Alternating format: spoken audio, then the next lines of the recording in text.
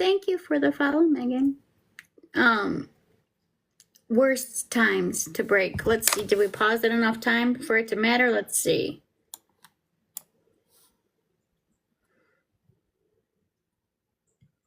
Nope. They should return around 1:30 Pacific time, 4:30 Eastern time. So about 40 minutes. See, if you guys get mad that I pause it, it's for a good reason. It's for this reason right here. I'm not going to lie, I kind of want to hear what Colby said last night. We do have 35 minutes to unalive, so...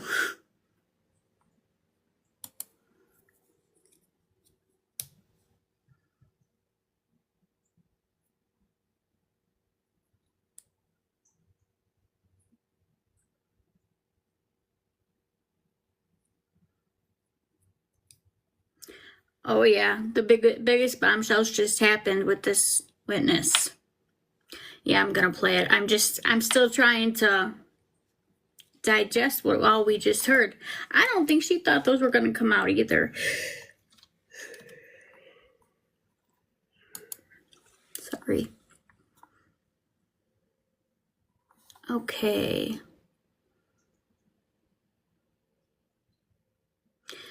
Streamed one day ago. No, I already heard that one.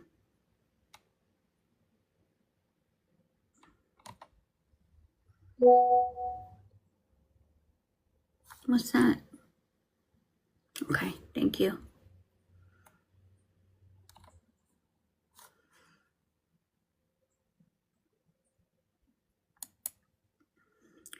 This one was already done a day ago. I don't think this is the one from yesterday, so I need to try to find it. Hold on.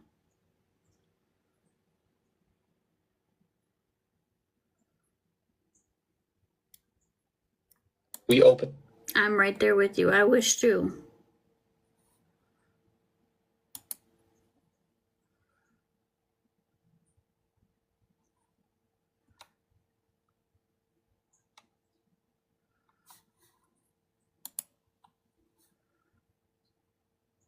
Yeah, the last one I have is it was a rough day in court. That was the day that Charles Vallow's body was shown. That's the most recent one I have.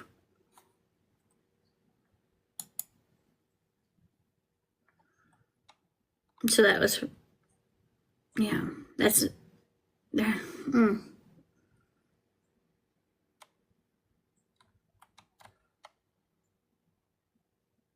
Yeah, that's the last one I see.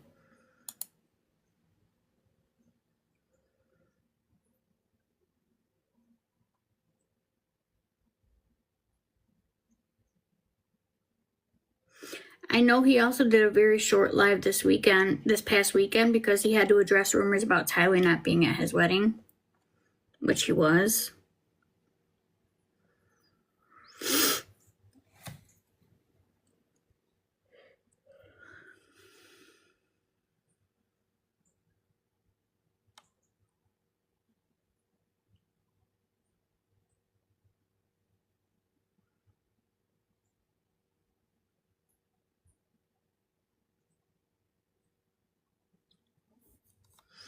So do we just want to hear the last one then? This would be for the day that Charles' autopsy pictures were shown.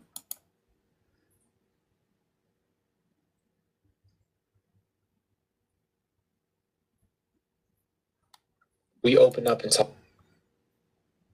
No.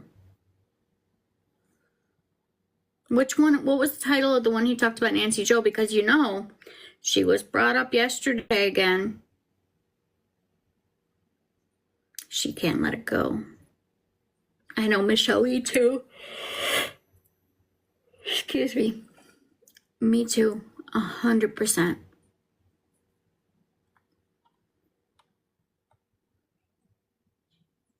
I'd be really interested to hear what he said about Nancy Jo. Unless I already did and just don't remember it. All right, let's hear this one. This is his most recent one From one day ago, it was a rough day. I'm gonna step in and go to the bathroom. All right, guys.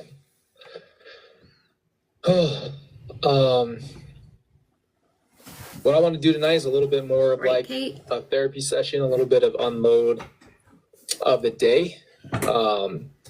Yes, I did not tell everybody I was going to go today. I'll be right back. I gotta go It was a now. decision again that I haven't been. I don't know when I'm going to go. Just trying to figure that out as time comes. Today was hard, obviously, with the way it started, and I want to get into it. So I'm just going to preface this by saying that this is going to be a little more sensitive, and I think I'm just going to have to open up the book a little bit and just be honest with you guys. And yeah, so I hope you guys are okay with that. So you guys saw Ray was there, and honestly, I wanted to go and be there with him. I obviously have a lot of mixed emotions when I'm there. But today I was made aware not too long before we went in about the medical examiner. And they were so great to me. And then they were saying, obviously you don't have to go in there. You don't have to experience this. And they let me make my own decision, obviously. With that being said, I just felt like it was time for closure for me personally. And I try to prepare myself, but you can't prepare yourself to see those images. When I lost Charles, I didn't get any closure. I hadn't talked to him, and I've addressed that before. That was because I was upset with him from what I thought I knew and from just my own not willing enough at that point to really understand both sides. I was just upset. So after they showed the first image, it was just him with his eyes closed. And I'm not going to get into the details again. I don't want to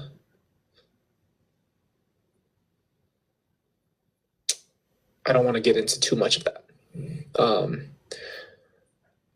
For the first time, though, I saw with my own eyes that he was gone. Nana. And that might sound dumb to you guys, but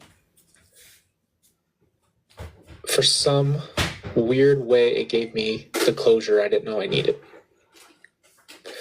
I didn't expect to look up at all. I was just going to listen. But I looked up, I saw some of these images, and the reality of it was the sadness and then closure. I didn't get to say goodbye to any of my family members. Obviously, when someone's taken like this, you don't prepare for that. You don't get to say your goodbyes. And I walked out of that moment with closure. And I could say, okay, there it is. It's real. Because your mind has this weird way of deflecting reality sometimes when it's really painful. Your mind does things that it's just like you don't see something sometimes. It's hard to really truly believe it when it's this brutal. And I was just at that point where I think I needed to finally say goodbye to him my own way. It was really hard. It was not what I walked in this morning even thinking about or expecting. But I made my own decision before we went in, and Janie, if you find that one, send it to me, will you? I walked away with some closure. What it did was change my perspective all over again, because it's so tangible and real. Because it's so tangible and real,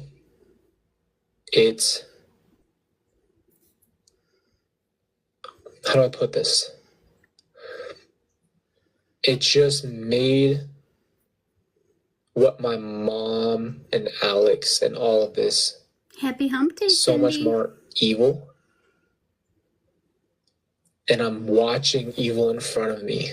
And I'm watching an argumentative person lie and become a victim and dance around it and basically put themselves in position to look like they didn't do it.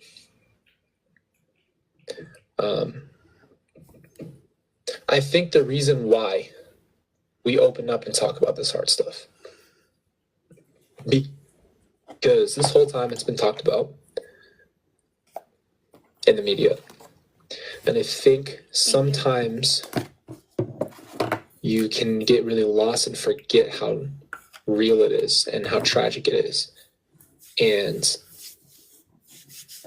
I'm looking around and seeing all these people again, right? And Ray's there, and Kay is there, and you're just like, the reach of this and the heartbreak and the trauma is so real. And we're talking about something that happened in 2019. I gotta get my messages. Right, all of this happened in 2019. And the scope of it just really hits me.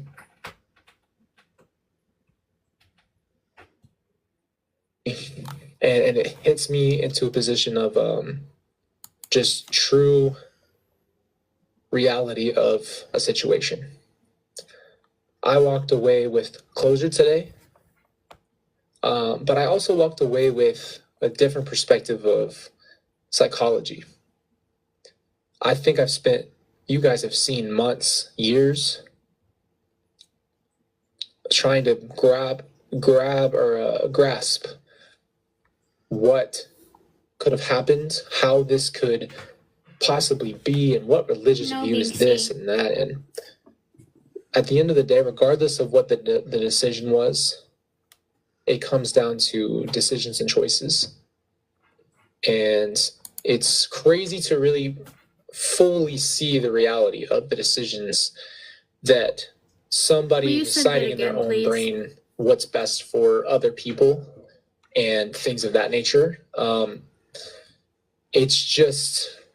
It's hard to put into context. It's hard to think that human beings can do this to their own loved ones. What I've wanted from this whole situation is healing for everybody around. My heart breaks every time we're in the courtroom because it's not about me personally. It's about everybody who's been affected. Come on out. I didn't really feel the need to talk to any of the media today. It's not to be disrespectful. When I remember when we walked out, I didn't feel the need or want to really open up about it yet. I didn't even know if we'd do it live tonight. Okay, thank you. To discuss it, because I really wanted to walk away with something positive. I just had to get a private message really quick. And honestly, I don't have anything super uplifting or positive to tell you. The lesson I learned today is that sometimes the best part of your healing is fully accepting how bad something really is. And once you accept it, then the opportunity of healing, I think, comes later on. Right now, this is raw. This is fresh again.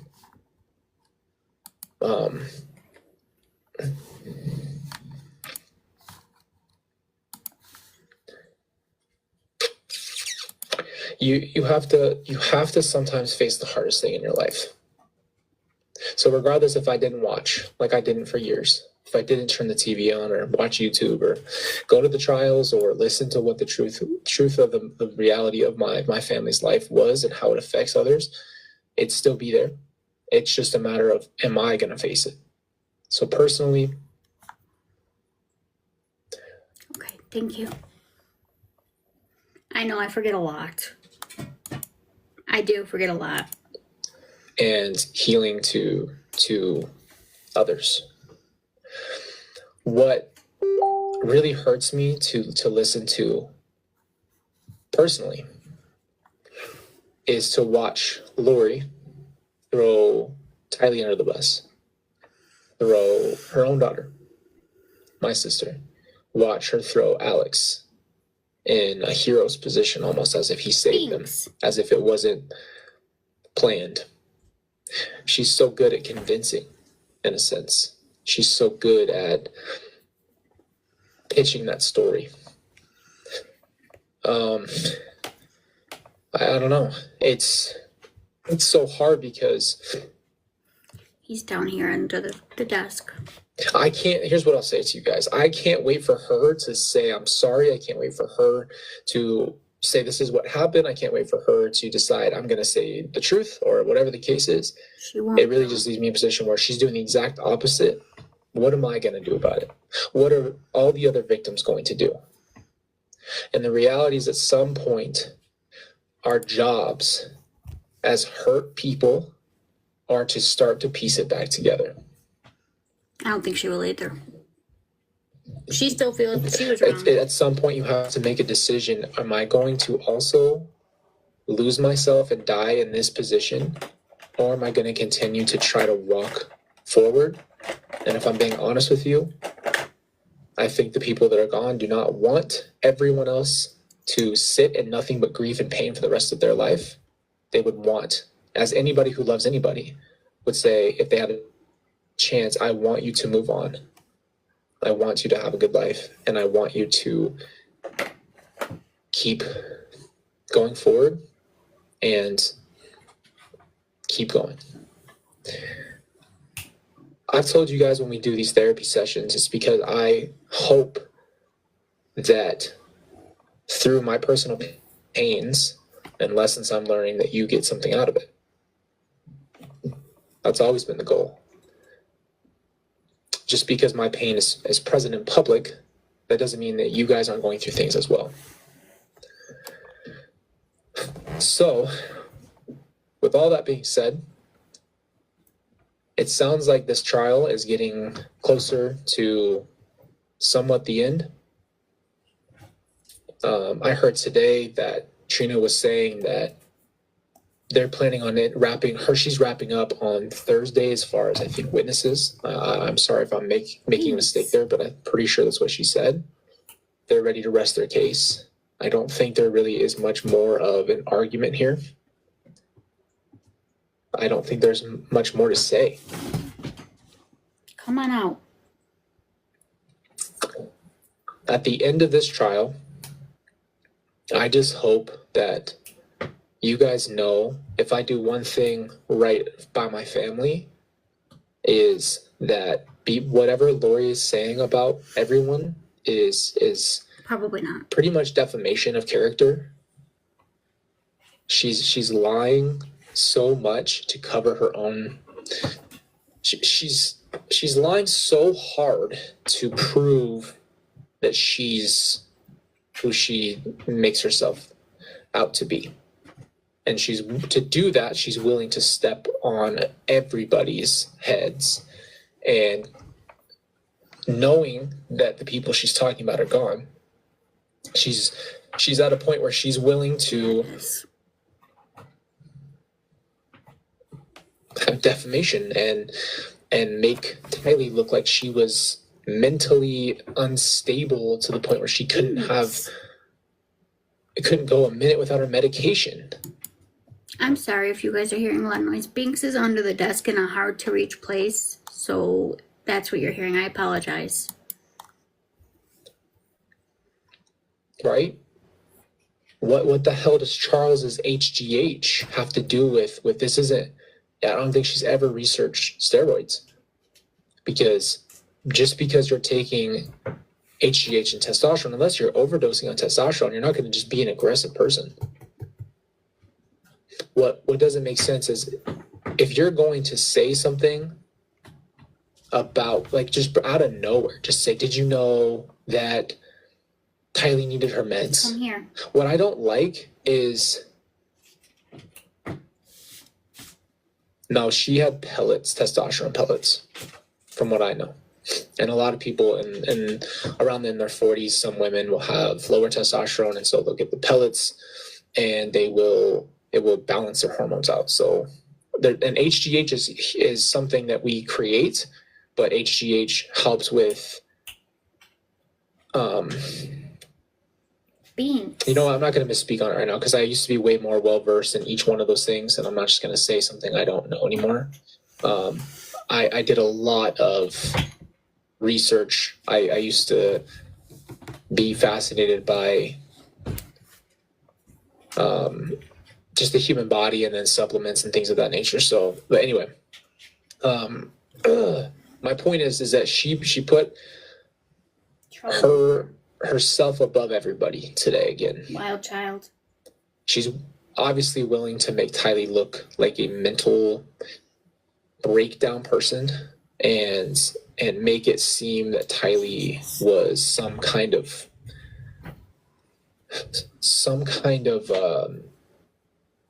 codependent, unable to function in any type of way. You need to calm down, young man. Person. And I know Tylee struggled, but to put that on her and have that kind of memory and try to make her look so weak in every way of she couldn't do anything and she was so disturbed. What I see Lori doing with my own sister is making her look disturbed. So that way it matches her stupid story that she made up about her at the end of all things. That's all I see. When I go to courtroom and I listen, I think Tylee was there, but Tylee somehow always becomes a highlighted subject. Tylee poked, apparently, with the bat. Tylee presented the bat. Right? Then all of a sudden you left Tylee alone in a room. Okay, Tylee's not 3 years old. Mm-mm. So that argument alone just objectively doesn't make any sense. To make it seem like Tylee was that you were even worried about Tylee. And the thing is, at the end, when they were talking about this, and she was going back and forth with the lady that interviewed her, she's not wrong. My mom would chat and talk, and you can tell she's still the same. She walks into the courtroom and she's smiling. She's carefree. And I just kept looking over and I kept having these conversations. I'm thinking to myself, she's so carefree. And it's like, I'm not going to let her bother me anymore. But it is just crazy to see that you are in one of the worst positions a human being could be in, and you are smiling and having fun and joking with your team, which I'm not saying anything about her team. I don't know anybody on that team. I'm not going to speak on them or disrespect them. It was for anxiety. But at the end of the day, like, I'm just watching something unfold in front of me that doesn't feel real, but is the realest thing and most tangible thing.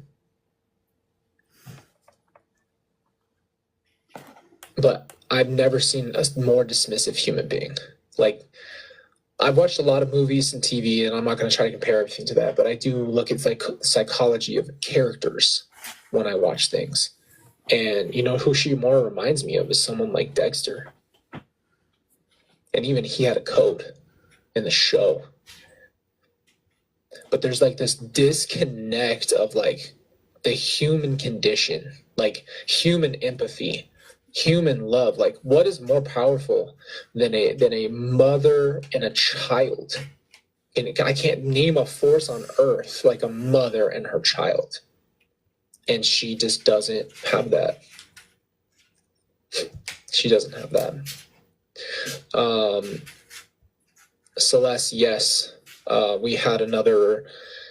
So basically what happens is when we stand up for the jury, I'm right in the front, and we all watch the jury leave. And when the jury leaves is usually when her body's actually turned that way.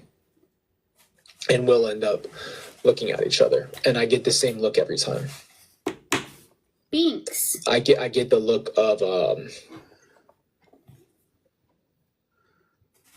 I get the look of like almost like I love you with a kind of, you know, the look she was giving in that police video where she's like completely nonchalant. It's kind of that same thing. She's like a smile, frown look. And this time she didn't stare. I don't know if it's because Ray's there. I don't know if it's because I just gave her a look and then kind of just said, I don't feel the need to stare at you by any means. But thank you for the follow, Rhonda. Today was, I guess, today was kind of like just a full reality check all over again in the most real way. So, it's horrible. It's ugly. It's thank you for the follow, Joy. Not fun. And all at the same time, there's healing, there's learning, there's growth, there's acceptance, and it's a weird thing, man. It's a complete black and white, but it all exists at the same time. This is Colby Ryan, Lori's firstborn. So, again, I tell you guys all of this stuff because I think at the end of the day, there's just always room to learn and grow and heal. No matter how horrible something is, and it is horrible, but you can always come out and see how you're going to move forward. I'll post this up real quick. This is a good way to say it. You know what's really good is I used to almost feel like, what if she did say she's sorry or something? Would that change this and that? I'm not going to wait for someone who I know doesn't care apologize, or I'll wait for my healing based off of her. I've learned that's never going to happen. Do I ever think that I'm going to get contact from Lori and she's going to say, Colby, I am so sorry for everything? No. Why would she? She doesn't feel sorry. She's arguing that none of what we all know from evidence is true. And she believes everybody is out against her. So I will not wait for her or anyone else to give me the permission. And I'm not saying that's what you said, but I'll never wait for someone to give me permission to move forward. Good for you. It's not going to happen. And that's okay. Because that is like they say in court, it's like speculation. It's where at that point it's almost like I'm creating a story in my mind. And it's like, well, until she apologizes, I'm going to stay this, and this. It's never going to happen. And I think that's the lesson too, is she doesn't have to apologize for me to say, it really has. Guess what? No matter how horrible you are, no matter what you've done, you are accountable to God first. And my choice is, am I going to let you poison my well anymore? And I worked, not to cuss, I'm not going to cuss. I worked effing hard, and I am working hard to actually move on and be a better person and make better decisions and try harder. So I'm not going to let her come back in and poison my well. Good. Right. And that's just not something that I feel is necessary anymore.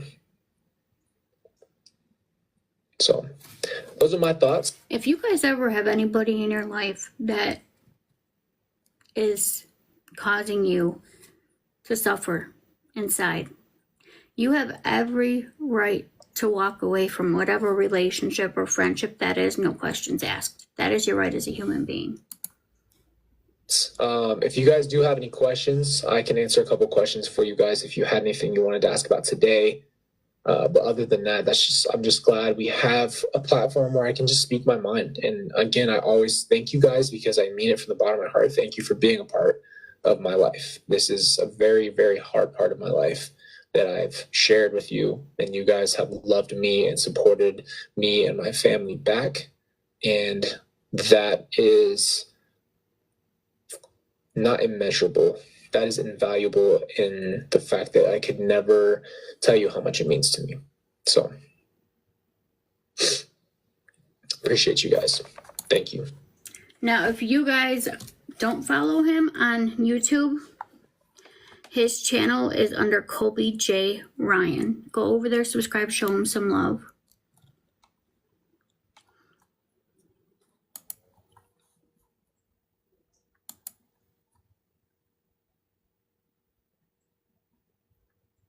Where'd the sun go?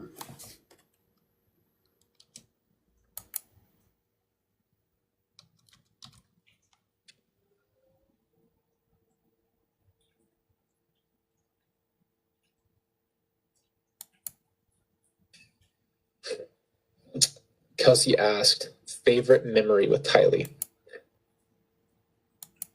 Okay, I'm going to tell you guys a story. Hold on, I need some water for my big boy water here. It's stuck.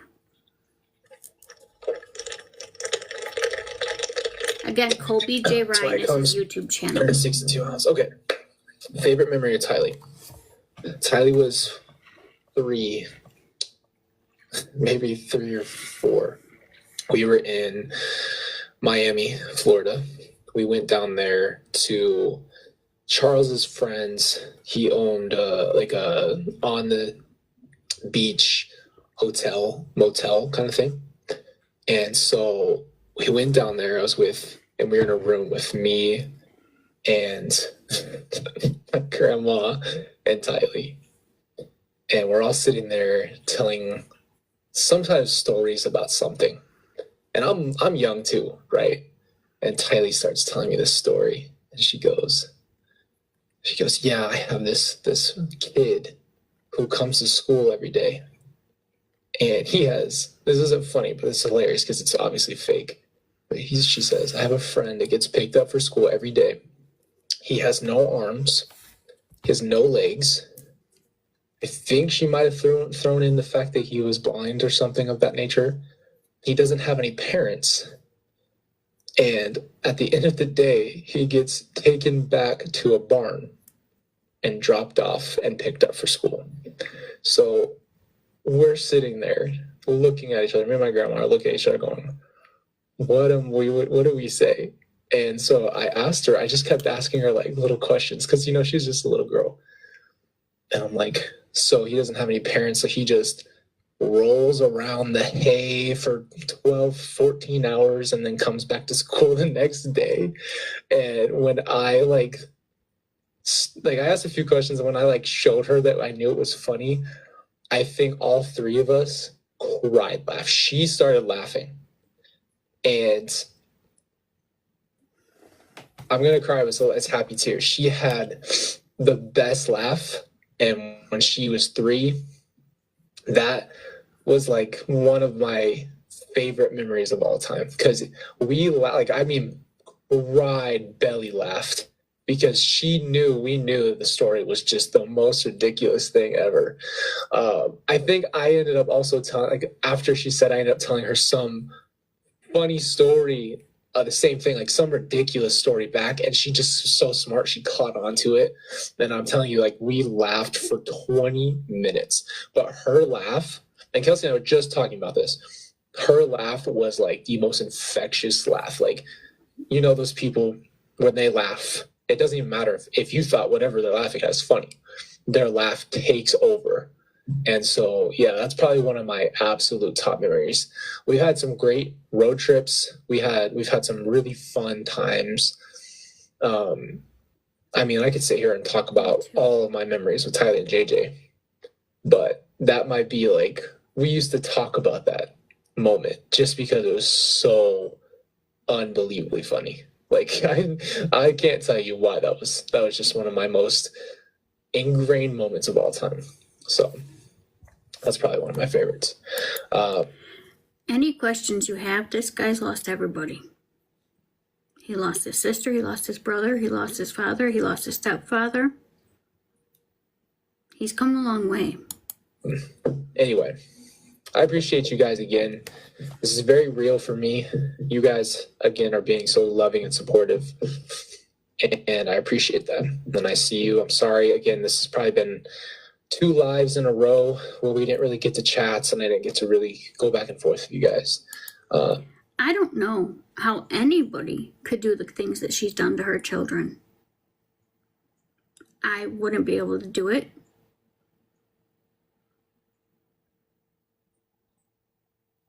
And just think, if you think about it, if he was younger, he may no longer be here as well. So let's just be grateful he was a little older.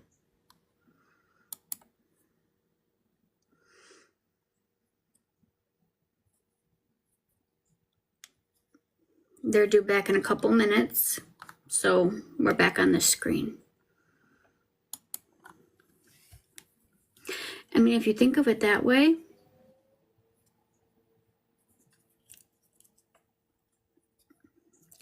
I don't think he'd be here anymore either if he was still in that age to be under her care.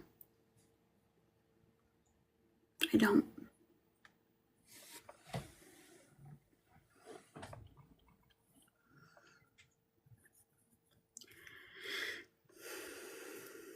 She doesn't have a heart. She really doesn't.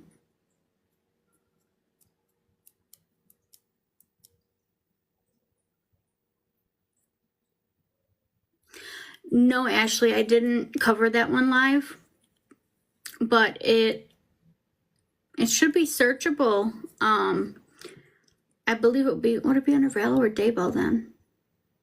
No, wait, you know why? Because there was no camera in the courtroom for hers, only for Chad Daybell's. There was no camera allowed for Lori's first trial. Totally forgot that for a moment there. The only way we got to know what happened was the ones that were there would leave, and during their breaks, sorry. During their breaks, they would post us updates. But yeah, there was no camera allowed in her trial, but there was for Chad Daybell. He was found guilty and he's on death row. She's not. Didn't one of you want me to look something up as well? I could open another tab while we're waiting for this.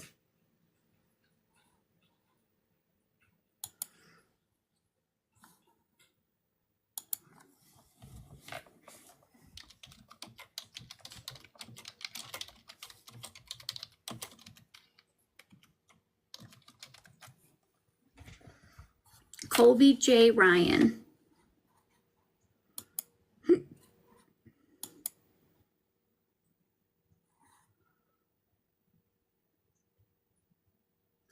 The next one I want to watch is his reaction to Charles's lady friend, because it has to be epic. But that's over an hour long, and they're due back in court. So, Kim, I am undecided on that one. I haven't covered it in the past. My perspective of it. I haven't covered her trials in the past, but I'm seeing a lot of people are looking for someone to cover it. So I'll have to double check my date book and to see that there's not another trial that lines up with that one. Because we've got a lot of spring and summer trials this season. Let's see who we have here.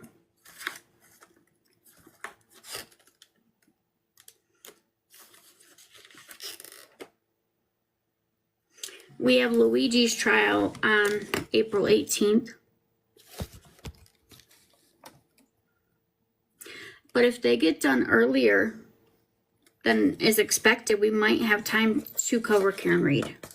We might. Because opening statements for Lori Daybell isn't until, or her next one. Let me pull up that date again just to make sure I'm not giving the wrong date.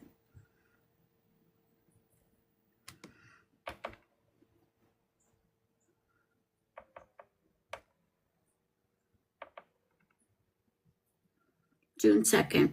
Yeah, so we might have some time to do just that. I know a lot of people are interested in that case. I just never really got into it, but I haven't had the time to really look into it either. But we might just be able to do that one. There might be a delay in Diddy's trial too, guys. You've been looking all day? We've been live all day. I don't know what it is, why people are not getting the notifications that I'm live, but I send out as many invites as I can possibly send. The automated ones, I don't know why people are not getting them. It's been ever since the TikTok shut down and then came back. It's just been a problem. Thank you for the follow, Carissa. You know what? Try unfollowing me and then immediately refollow me, and then it should give you the option to add the notification bell. So just try unfollow me and then refollow me again right away. But, you know, do we think Lori's going to tear this guy apart when she gets up there? She's going to try, I think. Is there anyone that doesn't think she's going to try to take this man apart? Keep in mind, she acts different to men than she does to women. Keep that in mind. I think she will too, Danielle. After this, all complete picture is finished painting, I don't see how they would not find her guilty. I mean, it's to the point to where I'd just be like, raise your hand. Yep, she's guilty. We got it. We're good. Because at this point, but then again, we all thought that for Casey Anthony too and O.J. Simpson, but yeah, here we are.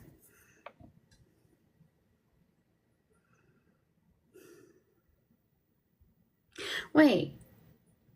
Oh, they're trying to push for Stefan Stearns to be delayed as well. I don't think it'll work either.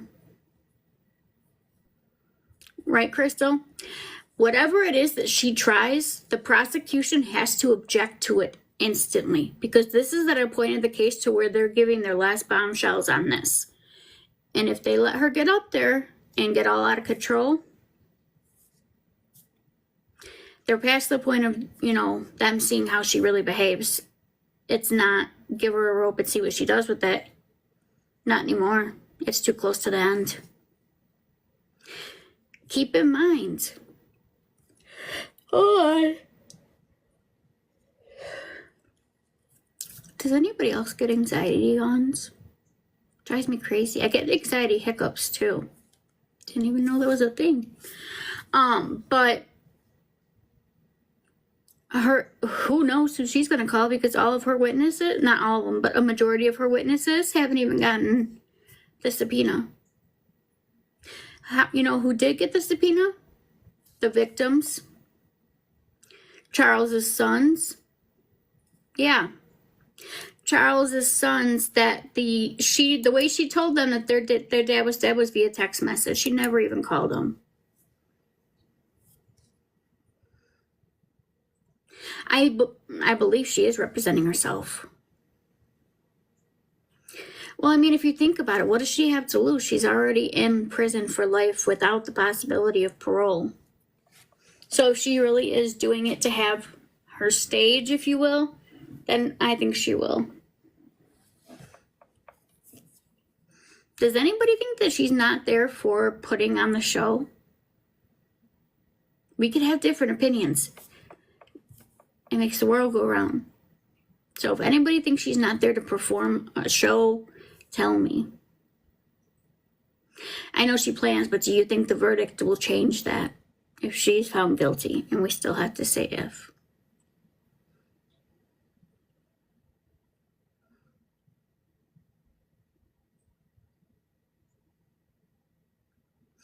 It is all about her, I agree.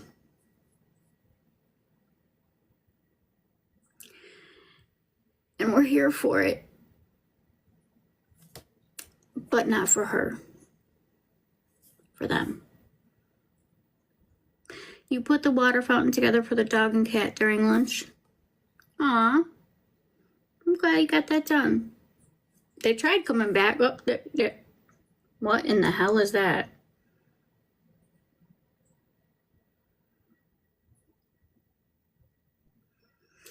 if I was an inmate there, I'd be like, social distancing. Get away. Does it? I recently got one for, after we got Binks, we got a new one for them. That holds about as much as that too.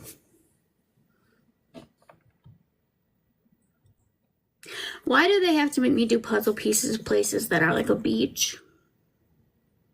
I would love to be on a beach. Why do you gotta sit there and rub it in my face?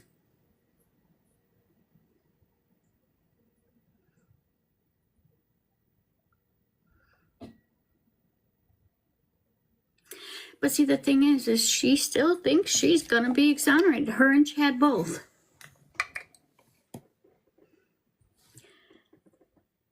Do you guys think it was how she was raised? You know how we have that whole thing I'm always asking you guys, do you think that a person was born or made evil?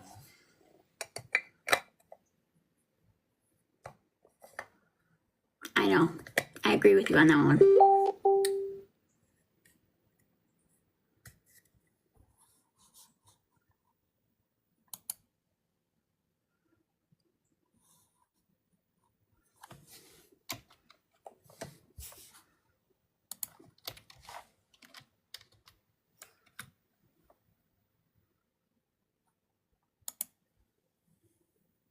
That's what I'm wondering. Does it run in the family?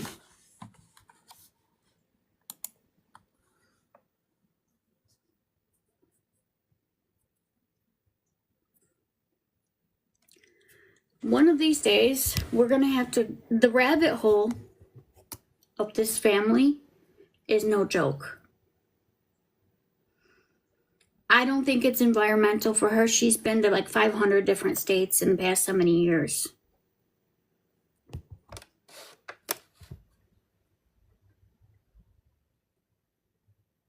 Who? Oh, so you know the one I'm talking about. That's the one that I listened to too. And I was just like, never marry a man before you meet his family. Or a woman. Meet their family.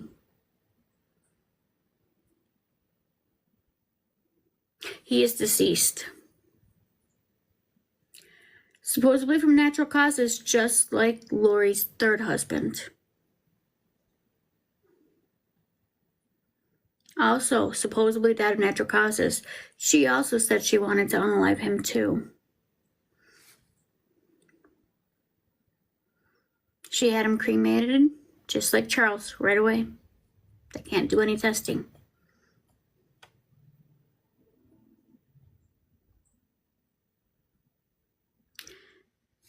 The Black Widow spider.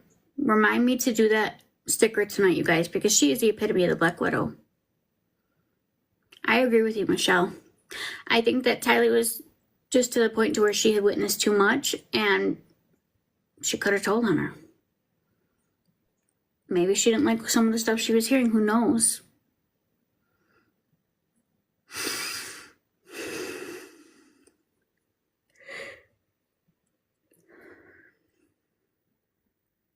I need a coffee or something.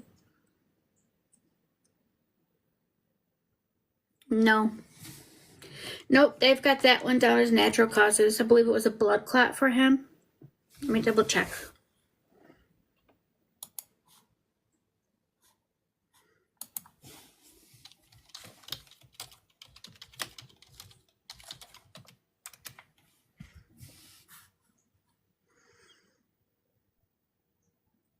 Bilateral pulmonary thromboemboli.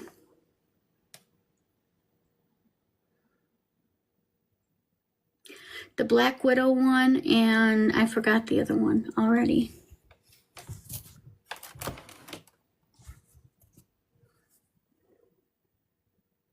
Can that be induced into somebody?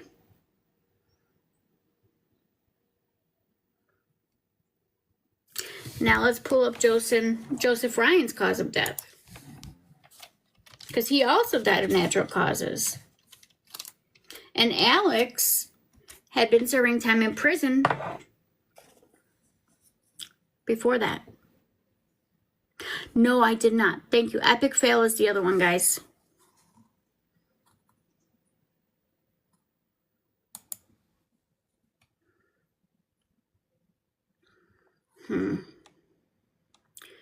Okay, so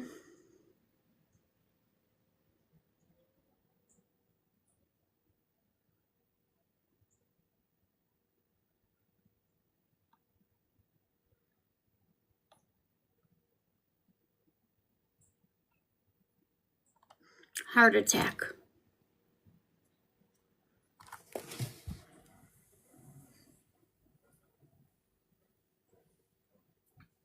And Alex served time in prison for tasing him and threatening to take his life in 2007.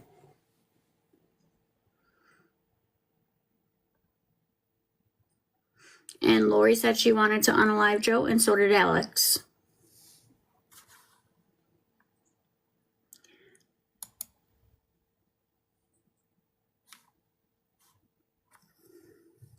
All the web she weaves.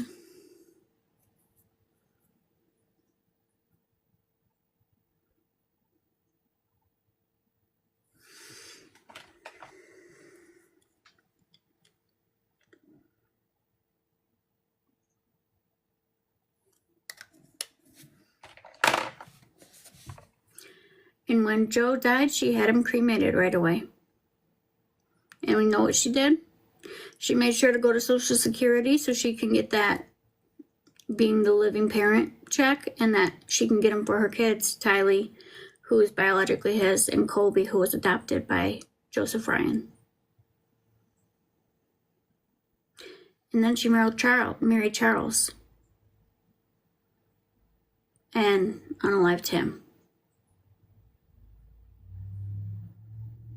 And what was the first thing she did? Tried to get the life insurance, made the appointment with Social Security to get JJ his benefits from Charles dying, and her spousal, or her parent, living parent, money. And when she married Chad, she didn't ring up Social Security to let them know, hey, I don't need this anymore. You see why there's a pattern that was repeated here. There really was a pattern that was repeated. The difference is with Joseph Ryan, I think that she just might have gotten away with it. They couldn't go back and test anything later because she had him cremated.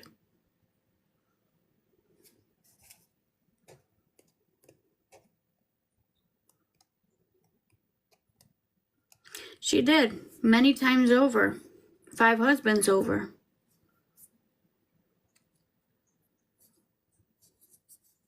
One thing that's confusing is who her first husband was, because she was forced to divorce him after she came back home.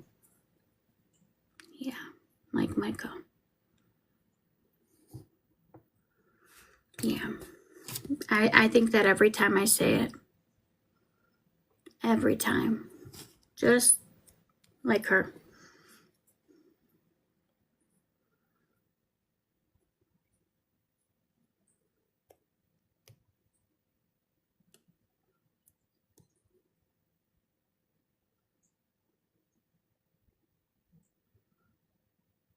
Sir, you said that you'd be back. We're holding you accountable. Forced how what? What do you mean, Danielle? Did I say something and forget what I said? I'm not trying to be funny. I have a very bad memory. Well, she came home. Her dad was pissed and he told her to divorce. So she did. She was just 18 at the time, and so she came back after eloping, and that was undone.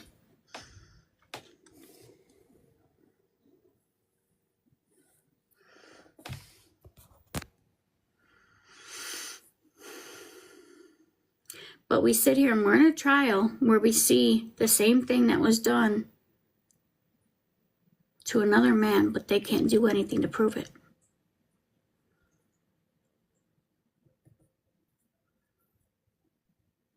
He did. The first two were very lucky that they got out. The third and the fourth didn't make it out. The fifth is on death row for unaliving his wife and her kids.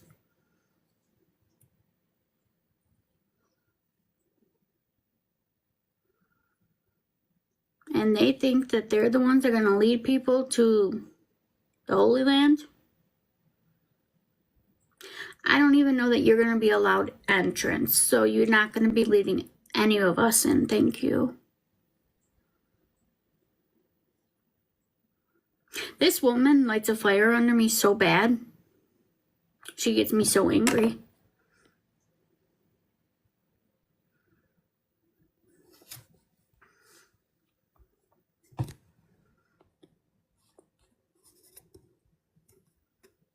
Nothing worse than somebody having blessings like that and doing the one thing you shouldn't do.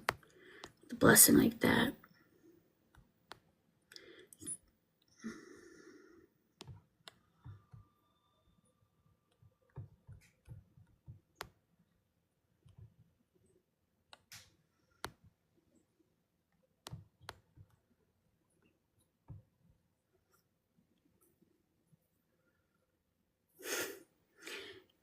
I could see that happening too.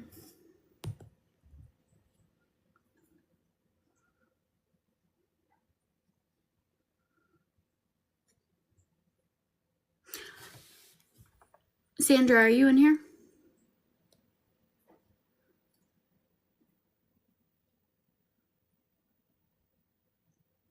I'll never understand it either. I spent my whole life only wanting that one thing.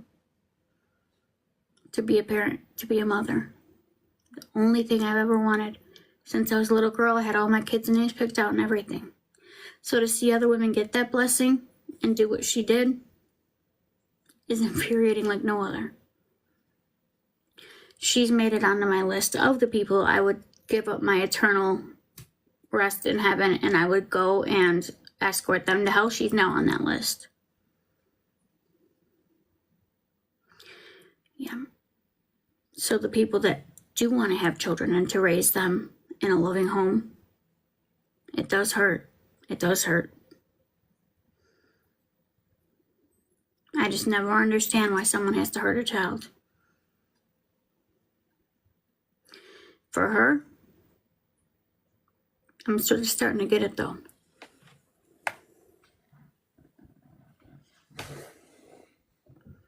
She only cares about herself.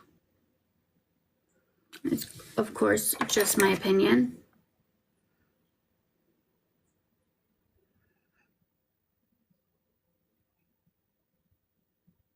It makes me sick too.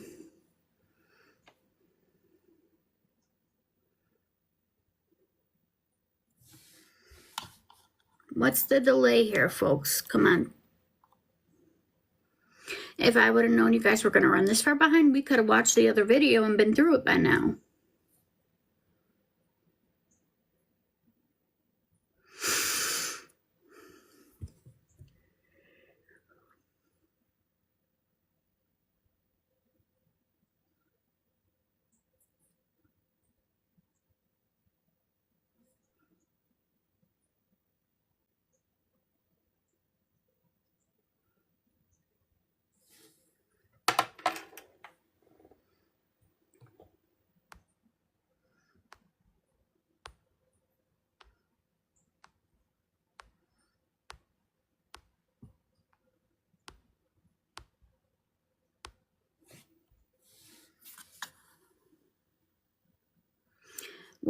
We're at the prosecution's end.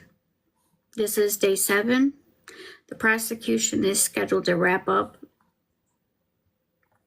today or tomorrow. And then it's Lori's turn. If you missed any of the previous days, Deborah, I did upload them onto my YouTube after the live was over. So I've got all 7 days there. Wait, is this day 7? All 6 days. Day 7 I will put up tonight.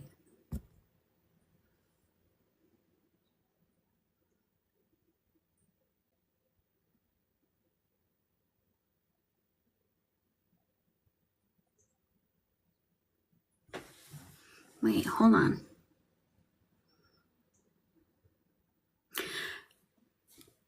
I'm reading the chat. Someone says, I'm watching a lawyer for Lori's third husband, Joe Ryan. Here to share with the rest of the class?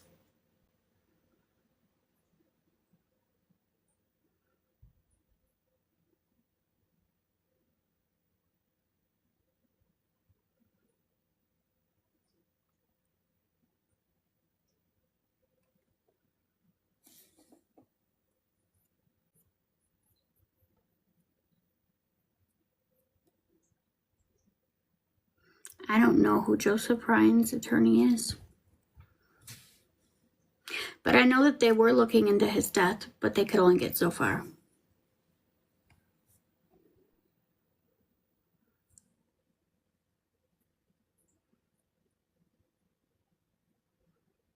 What happened while on lunch? Right, Michelle? I'm right there with you.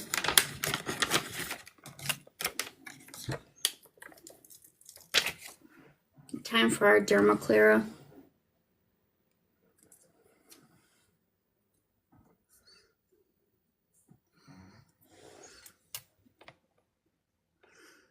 I'm constantly fighting the war against wrinkles. You'll see me do weird stuff all the time on here.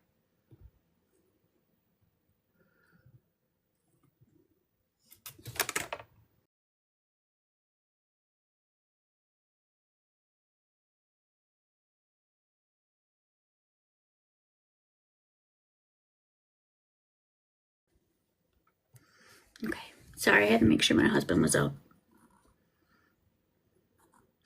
It literally has been. Wasn't someone talking about health stuff? You mean here in this live? We talk about health stuff every day. Because most of the people in here, myself included, have terrible health. I hear you, baby. Did you give her second round of? I did. They need the other stuff though.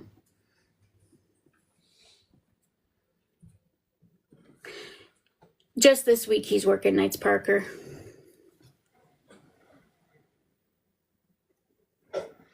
He's being trained, so they are having him do different shifts during the training. This week is the night shift.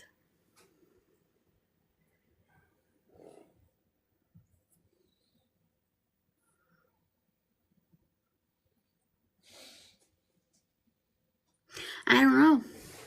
I could check her out. I don't know though. Honestly, Parker, I don't know. This is just not sticking today.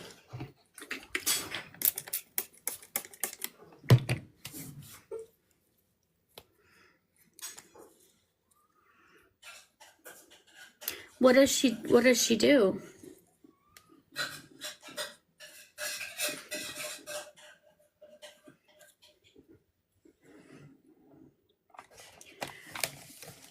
Do we think Lori's in the back throwing a fit because she's pissed? Is that what this delay is about?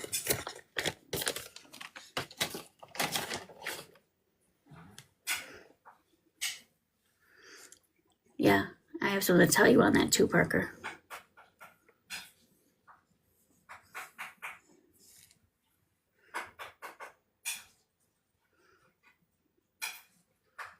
They're just taking forever to come back from lunch. They were supposed to be back half an hour ago.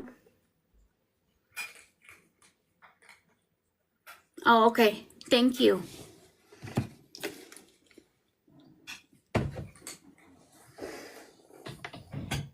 I'm not a healthy person. I'm a foodie. Clearly, I love food. That should be pretty apparent. But I'm trying to be healthier. It's a work in progress.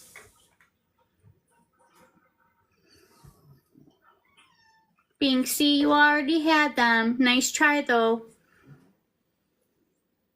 Go on, go eat. Well, they showed them, the camera turned on to show some kind of yellow metal thing. Babe, there was something delivered. Some kind of yellow metal thing that was pushed into the courtroom. And then the camera went off, then it came back on, and then it went away again. So I like to think they're trying to give us a little that something's going on. Of Lori crying in the courtroom? Hold on. I can go back.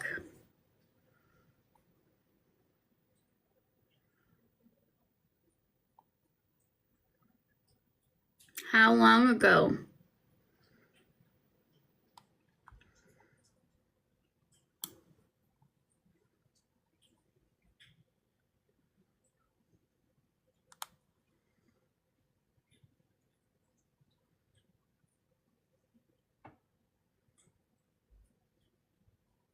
So it's not a today one.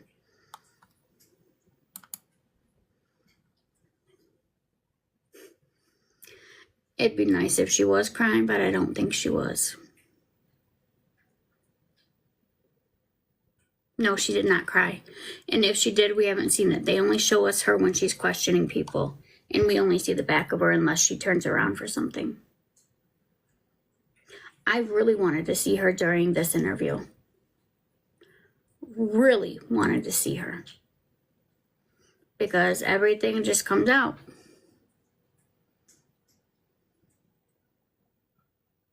Are you? That's awesome. I'm working on it. For me, it is my thyroid and all my other health conditions. I'm a diabetic as well. I tried the Ozempic. It worked for a little bit.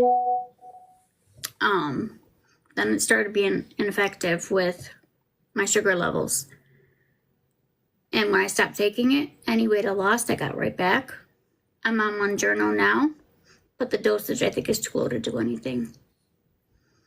I don't think she actually cries, honestly.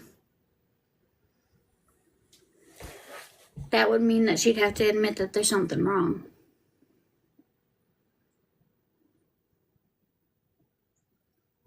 Maybe tears of convenience.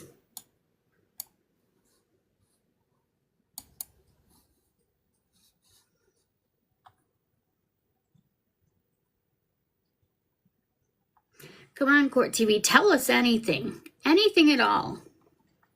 Let me read up in their chat, see if they gave us a hint.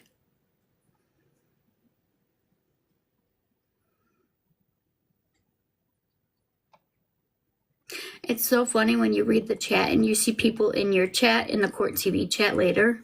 It's so funny. No, they're not saying anything.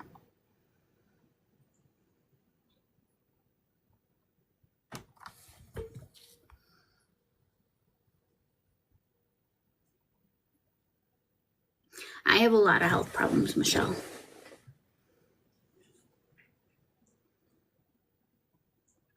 I mean, I don't know that there's a rule against it. If you want to waste your stamps on her, though. They're getting as costly as eggs.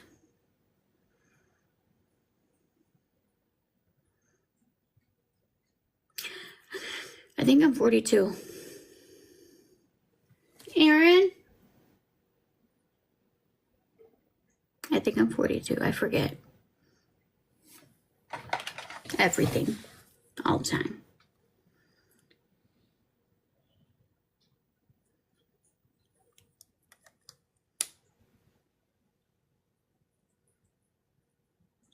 Here she comes.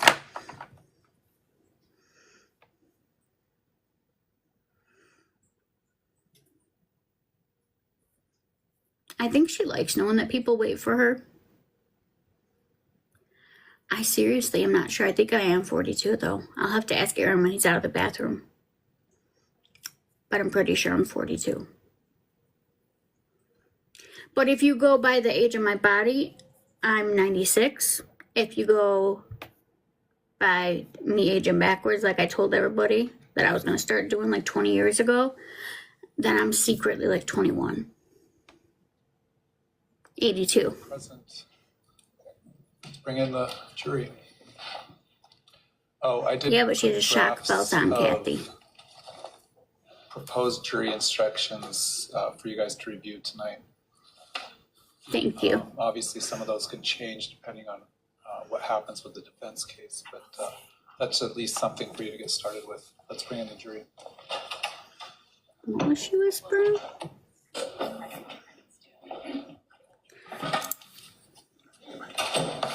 Check around.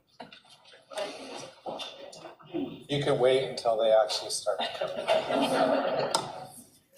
I just forget that damn quickly. Everything. My fibromyalgia has done my brain in. My fibro fog is the worst that it's ever been. It's not getting any better. It just keeps getting worse.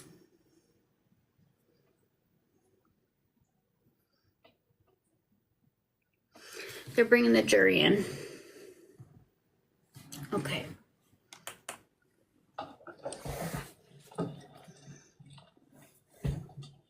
All right, the jury is present. Please be seated. I wish they would use it, With Kathy. I thought I saw it a little bit, but not much. Have the almond, please. Thank you.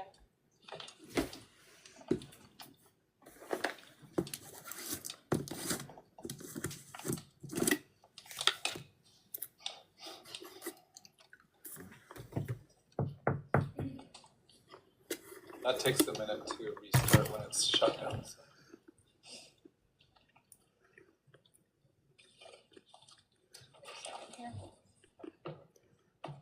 I can't walk for more than a couple minutes.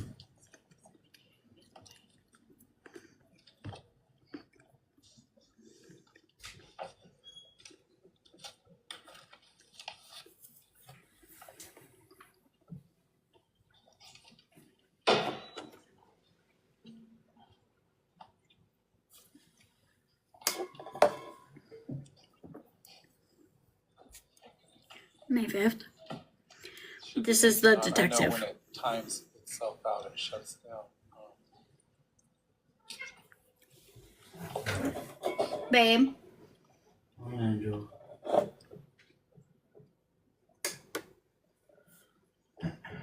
they can't see you.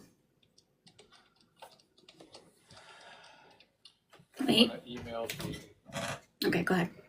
I turned it that way just in case, because I'm not certain. We were working on something. They were working on. I'm just I don't- taking I it don't out there? know what they- Okay. Really?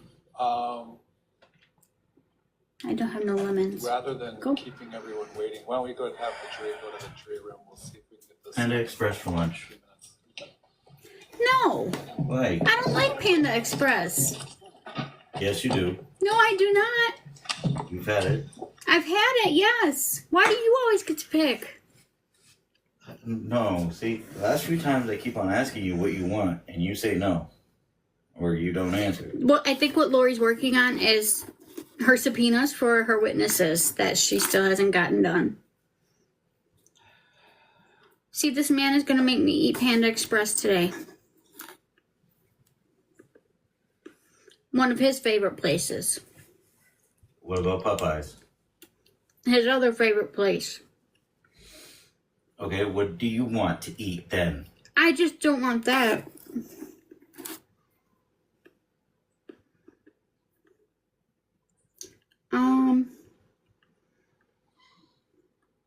All right, Bobby Lou. Give me a third option. No. Pick a third one. No. Let's No, just you pick. let's just get the list out of the way. Nope.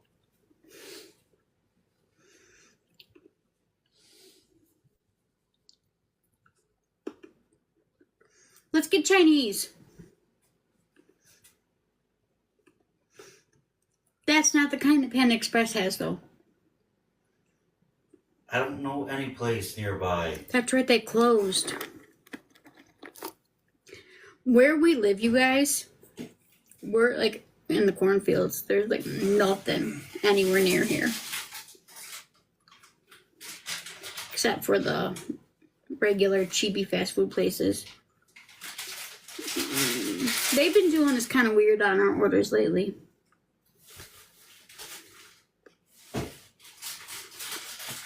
One of the gas stations closed shop.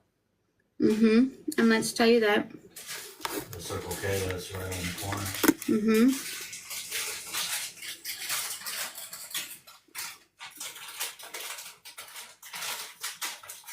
You can pick, I don't care.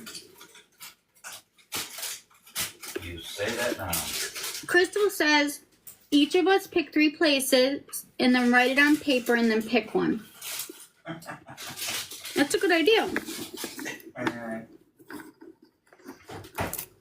Not enough time.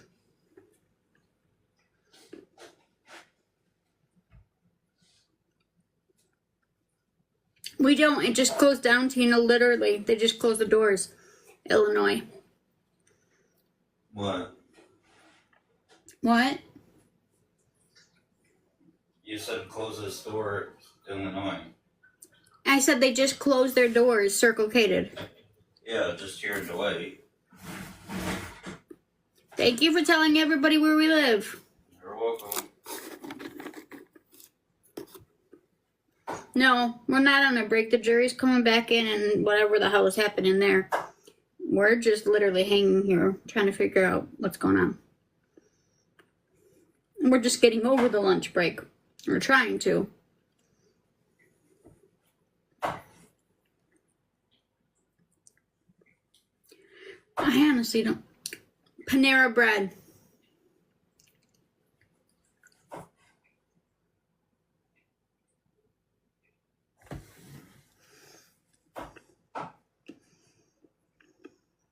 Babe. What? Panera Bread. Closest one is about 30 minutes away. Plus. I mean, I have to double check, but.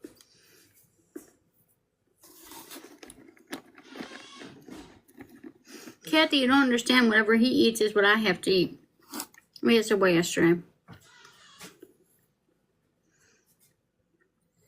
It's not about me letting him eat what he wants. It's that he's getting food for both of us. So it's a little bit different. We're right here in the cornfields in Illinois. Literally. The cornfields.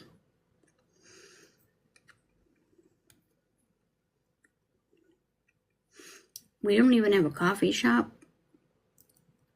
Decent one. We don't have an Arby's anymore. They closed that.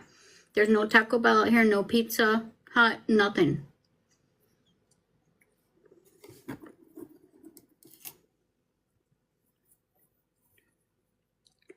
I don't know if you noticed or not, Kathy, but I'm here with y'all. So I ain't out there cooking.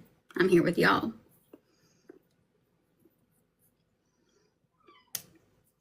I know, right, Crystal?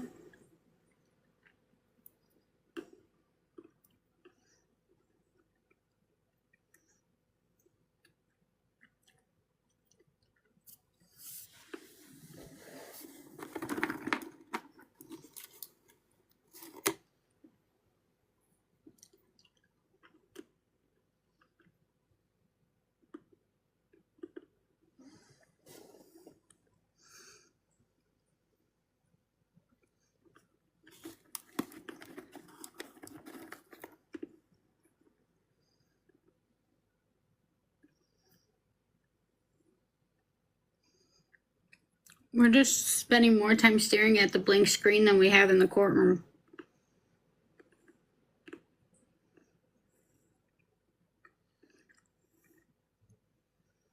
Not over and done. The state is expected to rest their case. And then it's Lori's turn.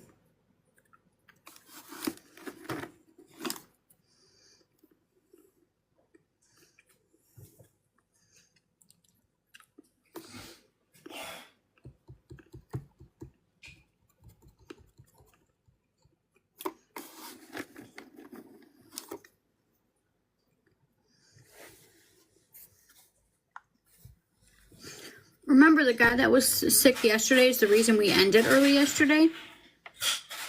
They came back on here too, but they've got it up there now. We have the same feed that Long Crime does.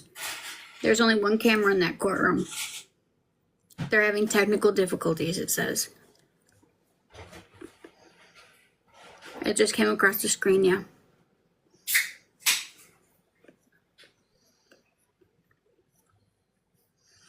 long time. Sees the same thing as us, the same time that we do. Everything is on a 30-minute delay by ruling of the judge. There's only one camera in the courtroom, and it gets fed to all of the people that want to put it out there. Thank you, babe. So what are we doing? Whatever you want to do. All right, please be seated. The jury's now Come on. present. No. I'll ask the courtroom assistant to, Take a shower. No. can you Okay. delete the laptop portion of that?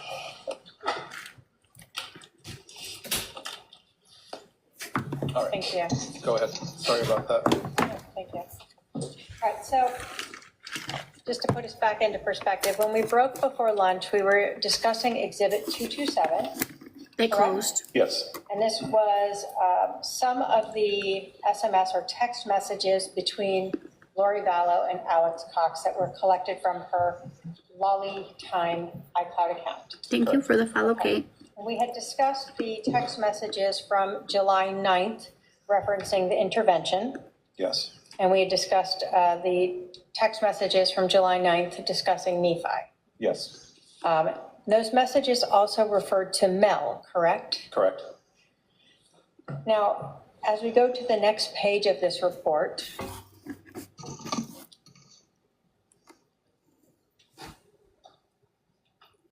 for the 10th of July, do we then see text messages between Lori Vallow and Alex Cox talking about meeting up for lunch with Mel on July 10th? I do. And then as those messages go along, does Lori Vallow in fact invite Alex over to her house? Yes, And he advises, okay. yes, Are there any text messages between them on the 11th of July? there are none. Now, the next messages that we show in this, and again, these are not all of the text messages, correct? Correct, Is from the 13th of July, correct? correct. And it says, need you, Adam is freaking out. Based upon your understanding of the case and the testimony of Adam Cox, is that when he found out Charles Vallow was dead? That is correct. So this one is from Lori Vallow to Alex saying, need you, Adam is freaking out. Yes, Again, as we kind of go through what was relevant, and we're not saying these are all of the text messages, on August 12th, do we see a text message from Lori Vallow to Alex Cox saying at Social Security? yes, you do. Based upon your information and review of the case, were you familiar with August 12th being the date that Lori Vallow went to Social Security to apply for survivor benefits? Yes,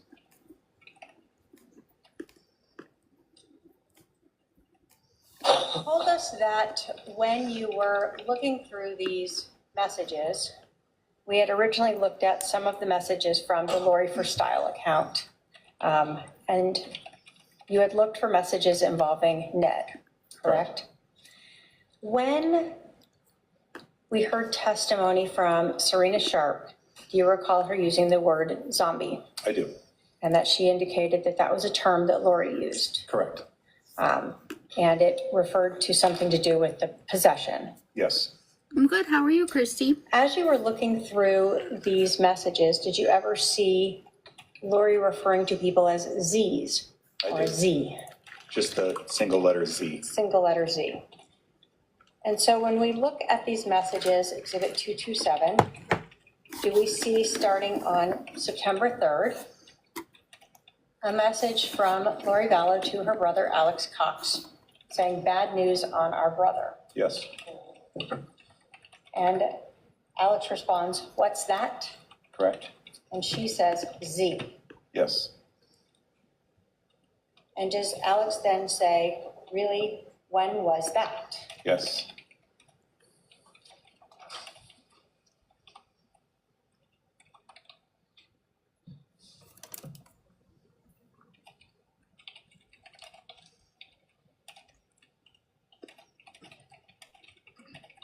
As that conversation continued on that September 3rd, does Lori tell Alex as of early January? Yes. Now, is it your understanding, based upon both testimony from people like Kay Woodcock as well as your own investigation and testimony from Christina Atwood, that sort of in February and March is when Lori Vallow disappeared? Yes. So she's now saying her brother has been a Z as early as January. Does then Alex Cox respond back to her? That explains his interest in Charles. Say, do her brother, I think, as far as Z or Zach? Zach is. Her brother Yes. first. Yeah, So initially she's talking about her brother, right? correct, yes. And so in this conversation, as Do we you start understand what that through, means? Lori is telling Adam or Alex that their brother is a Z, correct? Correct, As early as January. And it's tied to Charles, right? correct. And in fact, the next text from Lori Vallow to Adam says, Ned recruited him shortly after. This is why, right? Yes, She then goes on to say he's part of the 24, correct? yes, And Alex says, that makes sense. Wow. correct. Does Lori then go on to speak of more Z's? She does. Does she in fact say, again, still on this September 3rd conversation, more sad news, guess who is the final Z of the 24? Yes, And Alex questions if it's Pops or Brandon. correct. And then Alex also says, Zach. Oops, may not be showing yet, sorry.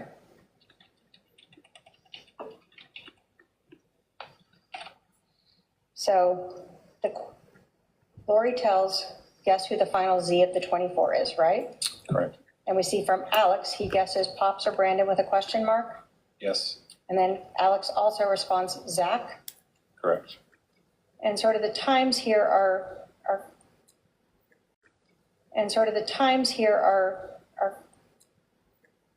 time. Correct. We have 10:20:29 and 10:20:43. Lori responds, nope, think of Judas, who loved me completely, then turned against me. Yes, And then we see Alex saying, tell me. correct. And Lori Vallow says to Alex, yes, our sweet Zach, he is in paradise, the real Zach. It makes final sense. Can you push that up a little further just to verify? That is correct. And does Alex then ask Lori, his sister, when this happened? Yes.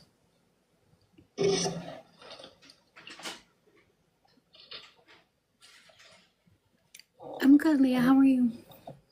So we're still on the same date. And does Lori then tell Alex about the time he turned, makes sense, he being dedicated to Brandon and Ned? Yes, So again, we're still seeing this reference of Ned being Charles. correct. And so now they're tying Adam, Zach, and Brandon with Charles. Correct. I believe that's And Charles's so do son. we see again, so from Alex to Lori, so February. Yes, And again, is this around that time period where Welcome back. Lori Vallow disappeared, correct.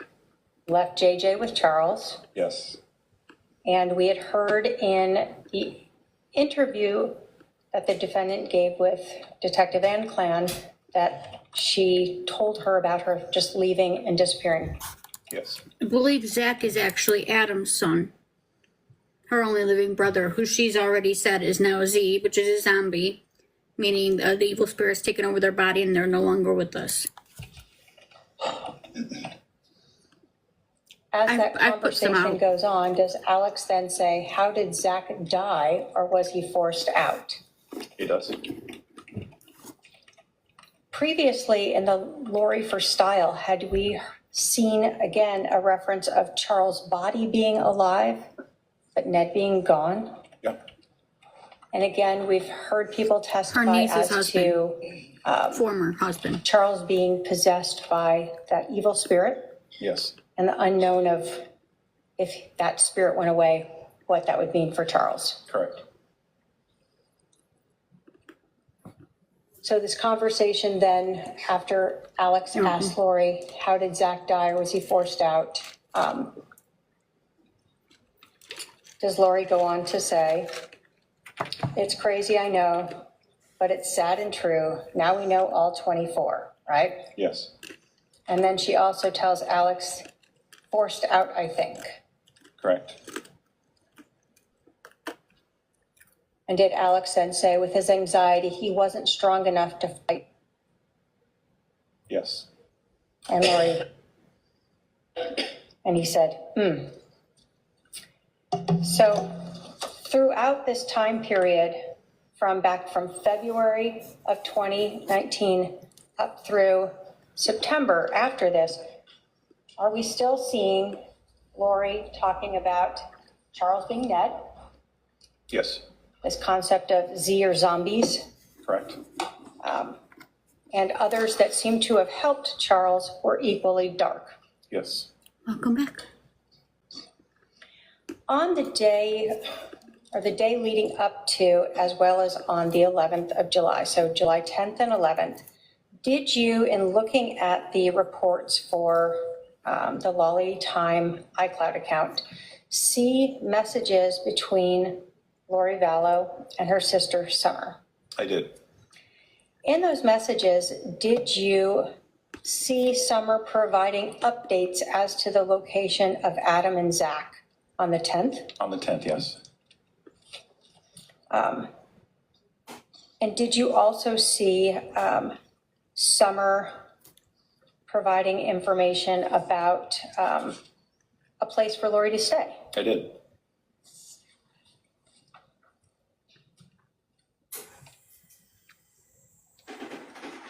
Was she planning for Adam and Zach?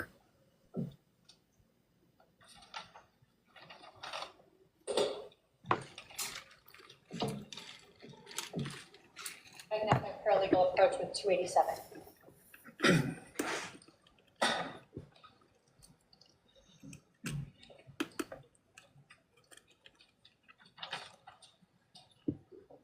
I think so too.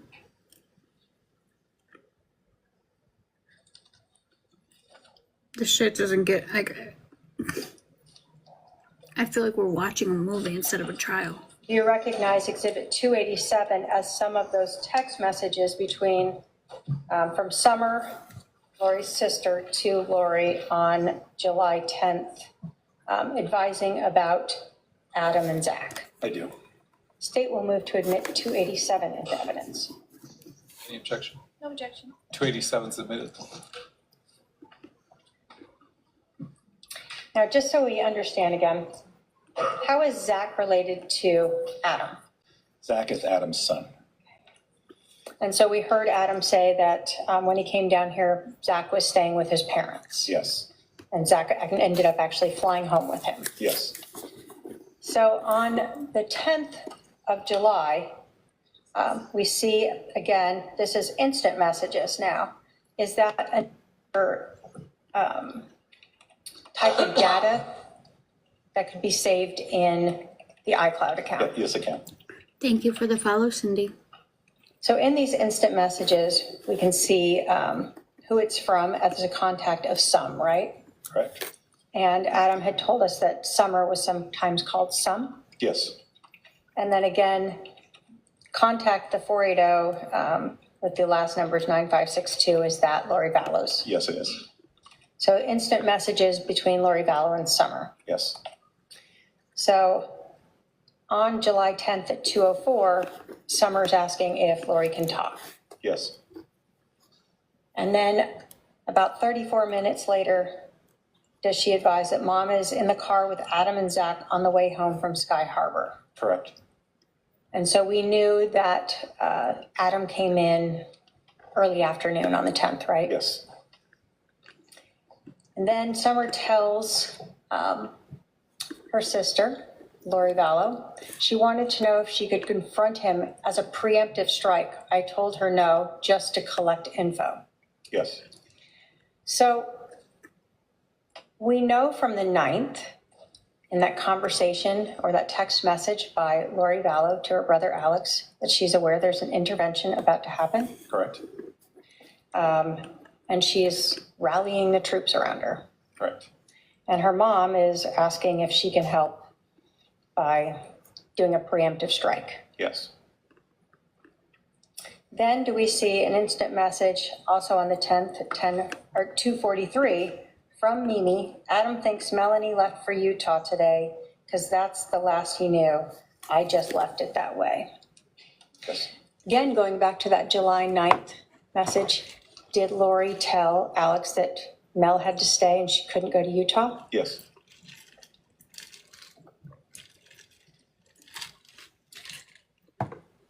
As Summer continues updating Lori Vallow on July 10th at 2:48, does she tell her they're headed to Mimi's house?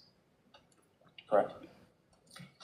And then as we continue on at 7:10 at 3:29, does Summer provide an update again that Zach and Adam are headed to a Spider-Man movie and the time that is happening at?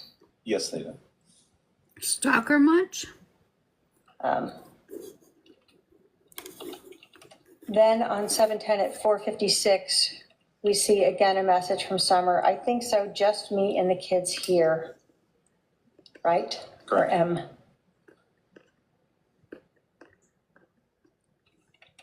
Then we see a reference to JJ at 7:10 at 6:25 that he left his wrist brace and ukulele there, right? Yes.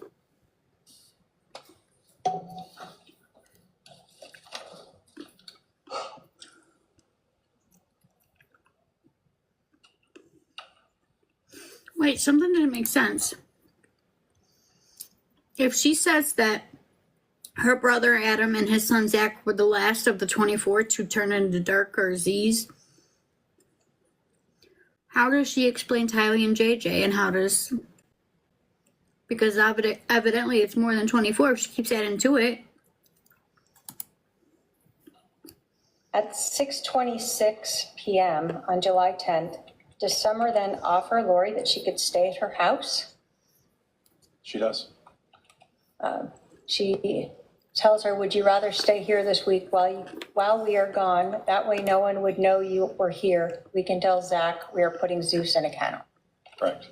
So she's willing to lie to Zach so her sister can stay at her house and have no one know where she is. Her sister. Then she continues to update Lori that at 8:10 p.m. on the 10th that Zach and Adam are still here playing Phase 10 and eating, right? Yes. And as the night goes on, Summer then advises that, again, keeping her updated where Adam and Zach are. Correct. Did this message say, again, that Adam was waiting for Al to text him back? Yes. So again, we knew Adam was thinking he was staying with Al, right? Correct.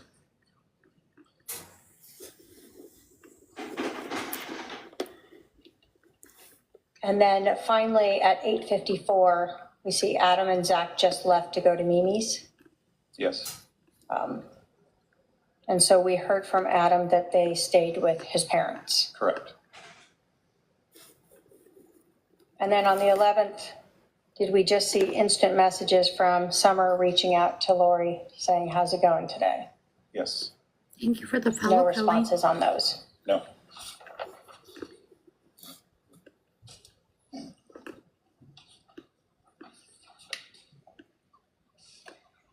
Now, we've seen a lot of this mention of Melanie, or Mel, and when Adam testified, he told us that his sister's daughter was Melanie Boudreau at the time, correct? Correct. In the lollytime at iCloud.com account, was there a contact name for a Mel B, or Melanie B? Yes, there was. And did you learn who Melanie B was in this contact list? That was Melanie Boudreau. Court TV and long crime. So we see a mention of a Mel in that July 9th Nephi text to Alex, right? Correct. And we see other mentions of Mel throughout these other text messages that we've had, Yes, including the need for Melanie or Mel not to go to Utah, correct? correct. Show defense 228.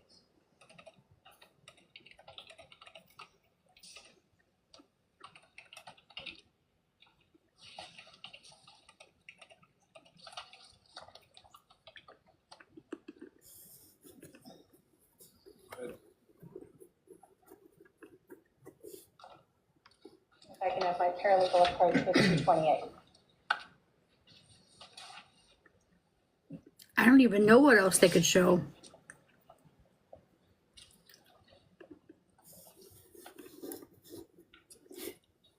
Looking at 228, are those some I of know. the text messages from the 9th and 10th between Lori Vallow and Melanie B on the Lolly time? Yes, they are. And do those, again, involve sort of Melanie staying here in Phoenix instead of going to Utah, Yes, as well as updating on where Charles is and where Al is? correct. State will move to admit 228. Any objection? No objection. 228 submitted.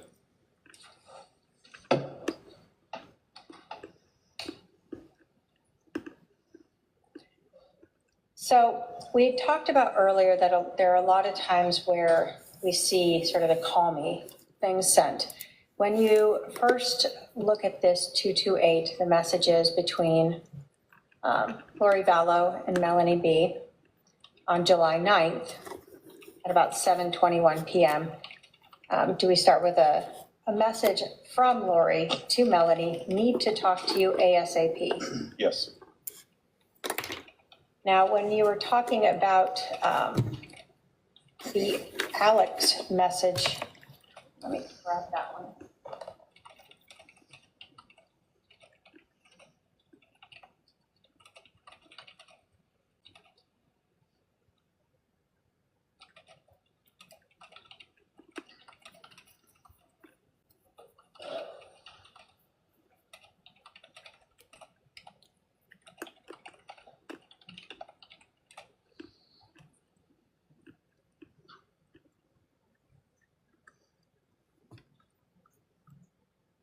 I don't even know what else they could show us. When we look at 227, we see messages with Alex Cox that are a little bit later, where we're talking the plot thickens, call me when you can, right? correct. So these messages to Melanie B occur before, but it's the same sort of thing. So the plot thickens, call me when you can. We see a message from Lori to Melanie, need to talk to you ASAP, right? Correct. And then I'll call you in 5, finding out what to do. Correct? Correct. And then a response of K. Yes, As sort of the night goes on, we see some sort of messages of Melanie updating Lori of what's going on, right? correct. And then we see from Lori telling Melanie at 8 o'clock, you can't go tomorrow. It's a setup for both of us, still on the phone, finding out the details. Correct. At that time, she hasn't sent the message yet to Alex, correct? Correct. So the Nephi message has not gone out yet. Yes, So then we see Lori Vallow sending to Melanie B, they have an elaborate plan, I'll call you soon. yes. Correct? Correct. Then as the time goes on, we see a message again, now from Melanie saying, I could take all the babies and drive and take our stuff. Correct. But Lori responds, you can't go at all. We both need to stay here to defend ourselves, right? Can you move that up, please? Sure, yes, sorry. That is correct. So Lori's telling her you can't go. Yes,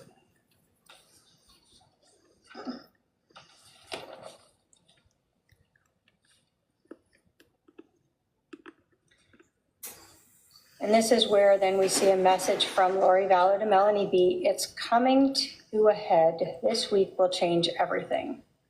Yes. And that's where Melanie B says, probably why I felt sick about going, even when told to plan to go. Correct. And then again, we see another call me, right? Correct. Now, when we look at timing, we know again, when we go to 227, that the plot thickens to Alex is at 9:03, right? Yes. Okay. And so now we also have the plot thickens also sent here where they're talking. That's to Alex. Sorry, that's Alex, yes. Right. So Is this even as real? the night goes on, 9:28, this is sort of in between those messages to Alex as well as before the Nephi one. Right. And do we see here that Melanie says, I can lay at my house if I need somewhere to go. And then she goes on to say, I think I'll tell him I don't want to get the kids sick, so I'll go lay down at Mimi's, then gym, temple, and lunch. Yes. Where they're at right now is they're going through the text messages from Lori and everybody in her circle. And we're seeing how she, as well as Melanie, were aware of this intervention that was coming. And eventually, I'm guessing what they're going to say is that's what caused them to unalive Charles and then try to unalive Melanie's husband. They're being very thorough. Very thorough. So she's going to pretend to be sick, but she's going to go to the gym, temple, and lunch. Correct. Then she continues to sort of advise what's going And the sad part is her brother Adam and his son Zach were next. on the 10th and tell Lori, is it better for me to stay here or leave, do you think? So she's getting her direction from Lori. Correct. And then from Melanie, she advises Lori, Adam and Charles don't come until tomorrow, right? Or she asks her. And then she says, Brandon said it's okay, we can get in a flight tomorrow or whenever you're better. Yes. So on the 10th, Melanie asked if Charles and Adam are coming in, right? Yes. And Lori tells them they both come tonight. Correct? Yes. So she already knows that Adam is coming and that Charles is Charles is coming. coming. Yes.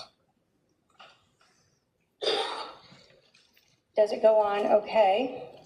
This is from Melanie. So today doesn't really matter, but I'm here. I have the kids tomorrow, and that could make it easier for them. So I should probably be sick again tomorrow, question mark? Correct. Correct.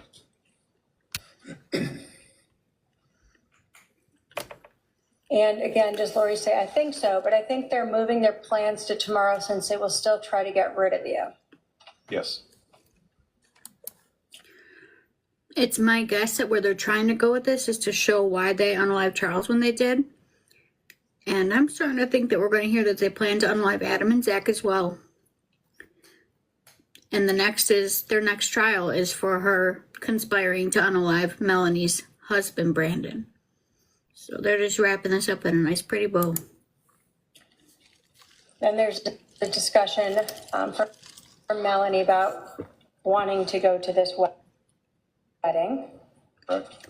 And Lori saying, I know, baby, I'm so sorry. This is important to your mission, even though I know it's hard to just sit there. Correct. So she's given her a mission to pretend to be sick. She has a mission. Yes. How many people were you pulling Then into we see this? from Melanie, I just got to the gym, but do you want to do lunch after? What's your day look like? Are you going to Glendale? Correct. So we can see a plan going here where she's pretending to be sick for Lori, but they're meeting up. Yes.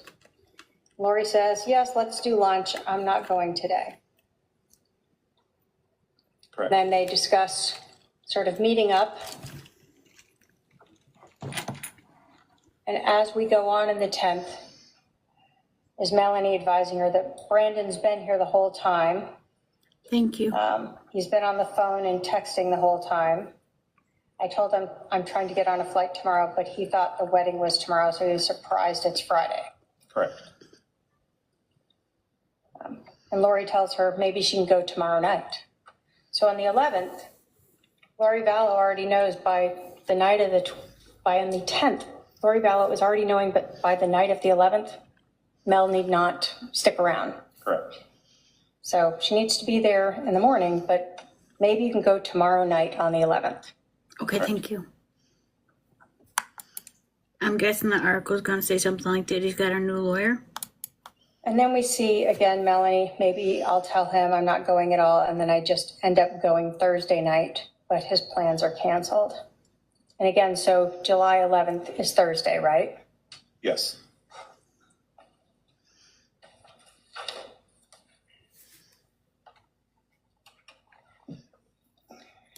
Lori then tells Melanie, I don't want you to regret not going, right? Correct. Melanie checks in on Lori. This is still the 10th. How are things on your end? And also, I don't want to regret not going. Meanwhile, I'm over here dreading packing and playing sick, right? Don't worry, I'll put the live on YouTube after so that way you can go back and I'll even tell you the timestamps. The biggest stuff, in my opinion, is coming right now. Correct. So she confirms that she's doing this for Lori to distract Brandon. She's not really sick, yes. Then we see Melanie saying packing for the move, that is, and then asked to be, will you clear me? Correct. So still on the 10th, as we get to 6:47, we have Lori telling Melanie, sure, I'll work on you now. Do you want to come over for a blessing?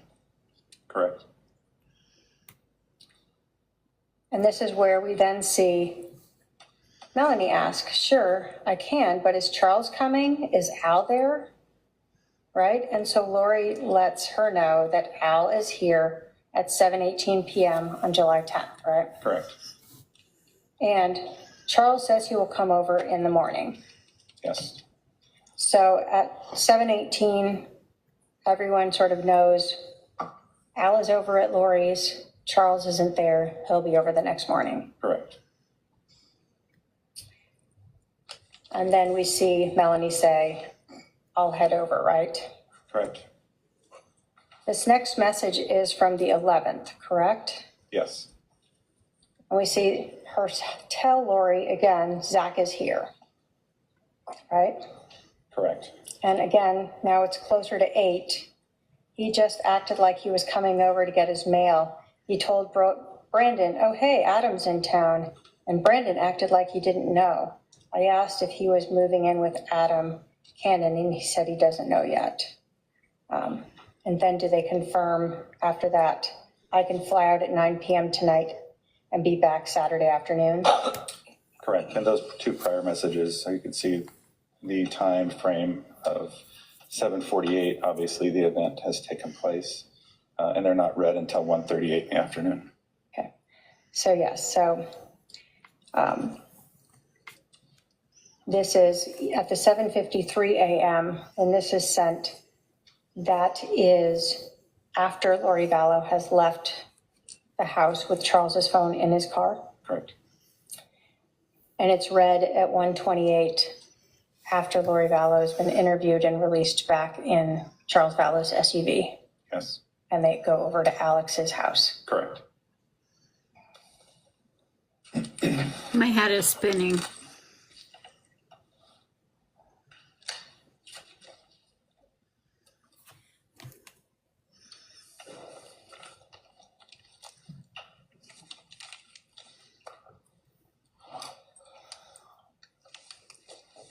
So when you're trying to put this case together, you're having to pull all these different text messages to see when Lori knew what she knew and who she was directing to do things, correct? Correct. As you were looking through these messages, were you also having to figure out who some of these people were? Yes, I was. Like, I'm nervous Talked for that. about that phone number, the 515 number that was listed as a contact of Bubby. Do you Yes. recall that? Yes. And that you, through looking at the iCloud account, the text messages, the call that was made by Chad Daybell using this phone and recorded, that Bubby contact name is Chad Daybell. Correct. When you were reviewing those iCloud accounts, does every text message always save in them? They do not know. So did you also have to look at phone record to see if those matched up or if there were missing records? I did. And we talked about, obviously, phone calls are not saved in the iCloud account, right? Correct. So when you were looking at those Chad Daybell phone records, did you look to see on the morning of July 11th of 2019 if there were any text messages or phone calls made between Chad Daybell's Bubby phone and Lori Vallow? I did. Do those records show a text message from Chad Daybell's phone to Lori Vallow's phone on July 11th of 2019 at 6:06 a.m.? Yes. And those are all in the records that we previously admitted. Correct. Was there another text message from Lori Vallow's cell phone to Chad Daybell's phone on July 11th at 6:12 a.m.? Yes. Was there a text message from Chad Daybell's phone to Lori Vallow's phone at 7:01 a.m.? Correct. And another text message from Chad Daybell's phone to Lori Vallow's phone at 7:33 a.m. Yes. So those phone records don't show us the content of those. No, it just shows that the message they were communicating, but her iCloud will not show the actual content of those. Okay. Looking still at that Exhibit 223, as well as Exhibit 223, which is the 515 number associated with Chad Daybell, and looking at the T-Mobile records for Lori Vallow, Exhibit 220. Did you look at those two records to see if there was any calls or text messages between Chad Daybell's phone and Lori Vallow's phone after Charles was shot on Yes. July 11th? Yes. Was there a phone call between those two phones, Chad Daybell and Lori Vallow, on July 11th at 12:39 p.m.? Yes, there was. That lasted about 1 minute and 45 seconds. Correct. So that would have been after Lori Vallow was interviewed by the police and brought back to the residence. Correct. Was there no other phone Thank you, call on guys. July 11th, 2019 from Chad Daybell's phone to Lori Vallow's phone at 2:28 p.m. that lasted a little over 11 minutes? Yes. Is that around the time that Detective Enclan was calling Lori to have her come back to 5531 South Four Peaks? Yes, it was. Did you see another call between Lori Vallow and Chad Daybell at 5:42 p.m. that lasted for over 30 minutes? I did. And did you see another call between Chad Daybell and Lori Vallow on July 11th of 2019 at 7 p.m. that lasted approximately 11 minutes? Yes. And did you see a final call on July 11th between Chad Daybell and Lori Vallow at 7:54 p.m. that lasted a little over 13 minutes? I did. When you were looking at the text messages between Lori Vallow and Chad Daybell, or contact name Bubby, that you located in those Lolly Time at iCloud account, did you notice a romantic relationship between them? Yes, I did. Prior to Charles being shot and killed on July 11th of 2019, did you see any open and obvious romantic messages from Chad under any of his contact names that you knew of to Lori Vallow? I did not. After Charles's death on July 11th, 2019, did you see any open and obvious romantic messages from Chad Daybell under any of his contact names to Lori ballot? I did.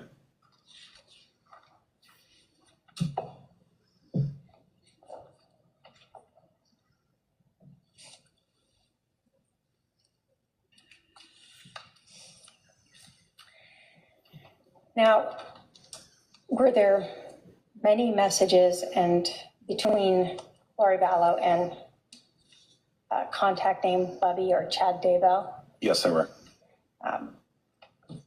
And again, those are all part of that, recovered as part of the search warrant on the Lolly Time at iCloud account. Yes.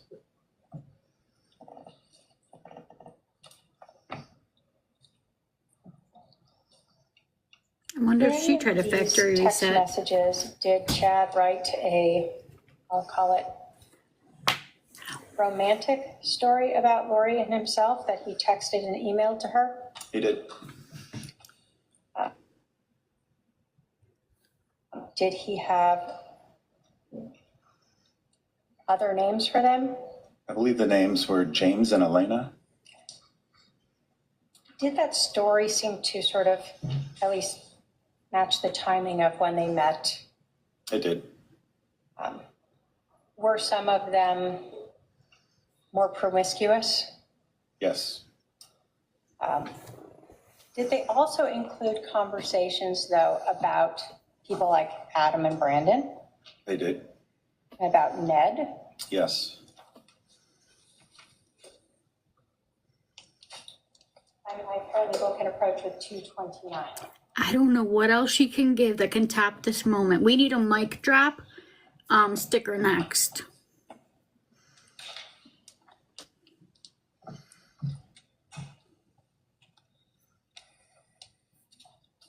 I feel like this is more a movie than an actual court case.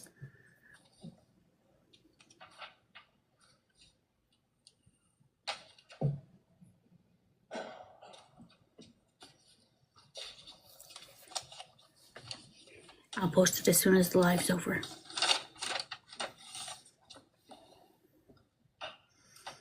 And I made the state will move to admit exhibit 229. Any objection? Just relevance to the conspiracy, Your Honor. All right, the proper foundations been made. I will admit 229. 229. 229 is admitted. So At least she tried. we've talked about Adam and Brandon, correct? Yes. And so one of the Right. first message in this exhibit 229 is from July 13th, so 2 days after Charles was shot and killed. Yes. And do we see, at this point, Chad is asking Lori, how did Adam and Brandon find out? Correct. And again, on the 13th at 9:51, we see Lori telling Chad, my mom, because she was so mad, she went off on Adam. Correct. And again, when we go back to Adam's testimony, did he Stop say it. Charles had died on the 13th Correct. and that he got in a fight with his mom? Yes. At that point, do we see then a message from Chad asking, did he have much to say in his defense? Correct. And Lori responds, he was very defensive and tried to justify everything, but my mom kicked him out and said she would never talk to him again. She's dramatic. Yes.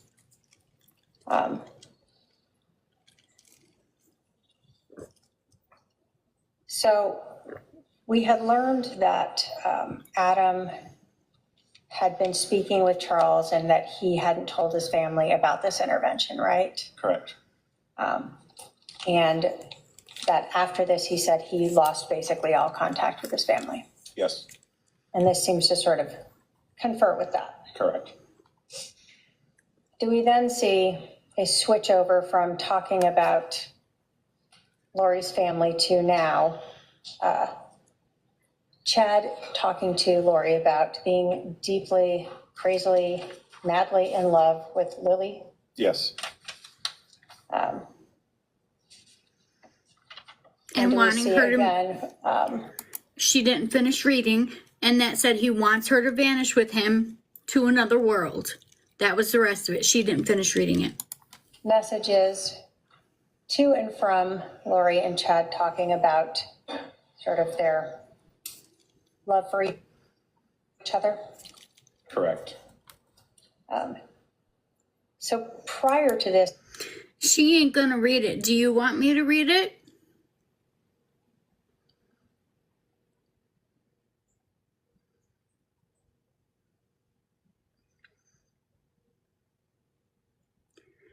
I am heading to bed so that I can come snuggle tightly against you. I adore you. You are truly my best friend on earth and throughout eternity. See you in a minute. Gag me. you really had not seen this open, obvious discussions about their relationship. I had not.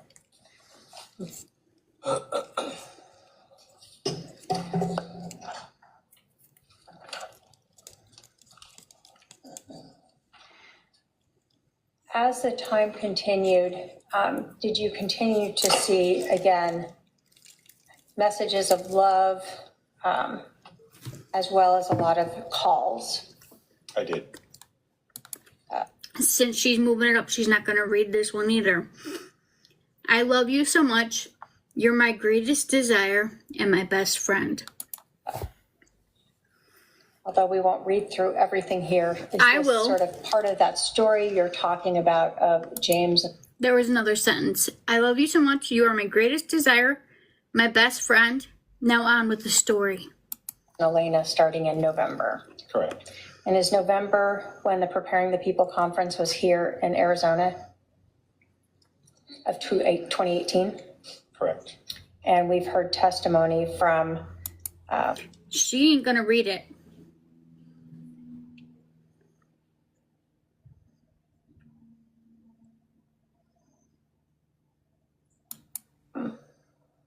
witnesses that Chad Daybell was there. Yes.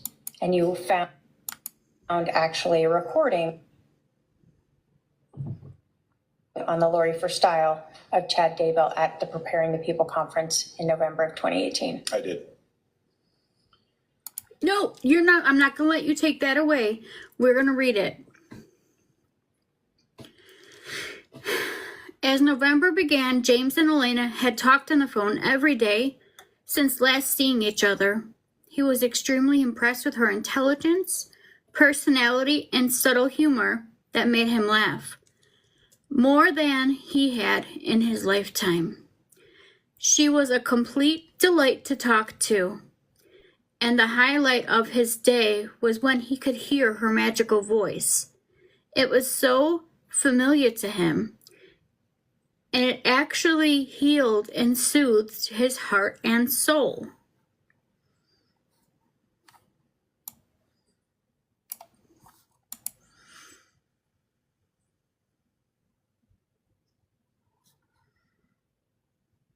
Of James and Elena starting in November. Correct. They would both attend the same event in mid-November, and it seemed like that day would never arrive. Each day, they opened their hearts to each other a little more. James knew he could trust her with the mysteries of the universe that had been revealed to him. And is November when the Preparing the People conference was here in Arizona of 2018? Correct. And we've heard testimony from witnesses. James knew he could trust her with the mysteries of the universe. They had been revealed to him. He knew they had been married before, and they had been close friends with the Savior when he lived in Jerusalem. James had served at an important position in the Lord's church. Is that Chad Daybell was there. Yes. And you found actually a recording on the Lori for Style of Chad Daybell at the Preparing the People conference in November of 2018. I did.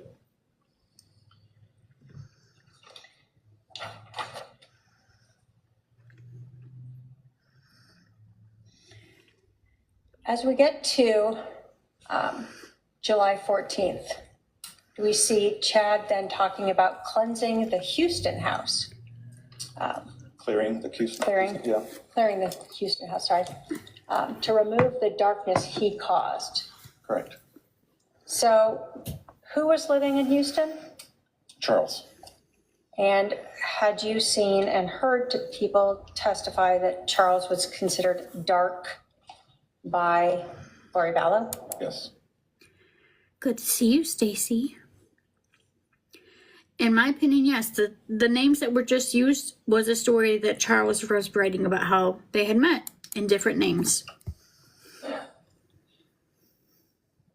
Yeah. And again, we continue to see the affirmations of love, Yes.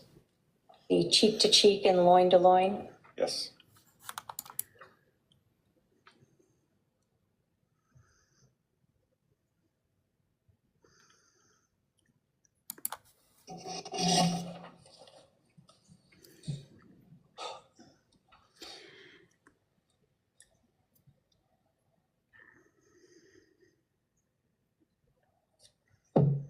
Again, more conversations, both of love in text messages as well as phone calls. Correct.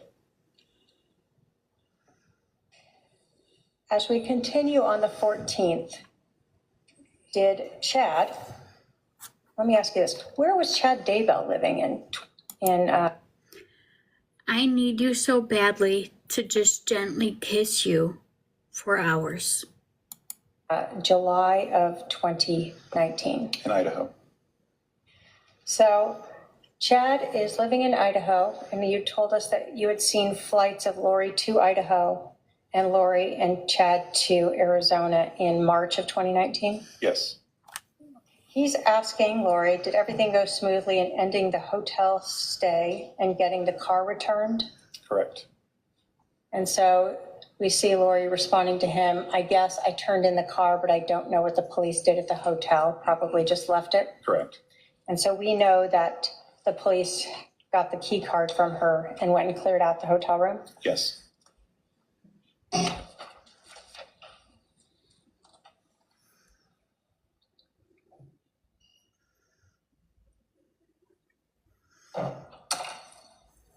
Do we see, again, a continuation of that story that Chad was writing to Lori Vallow? You go. And that continues. Nope. You don't want to read it? I will. Yes.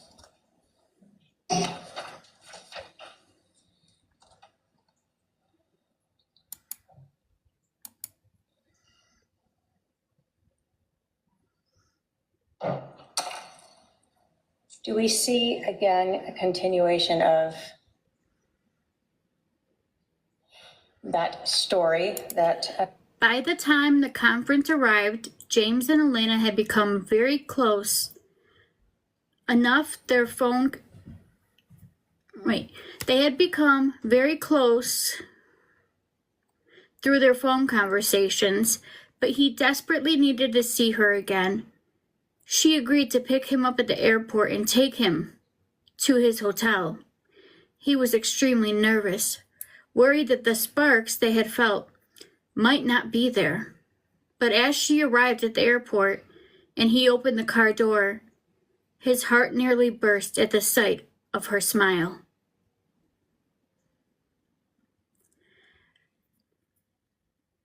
She was stunningly gorgeous, and as they gripped each other's hands, the electricity was tangible. The love between them was powerful and real.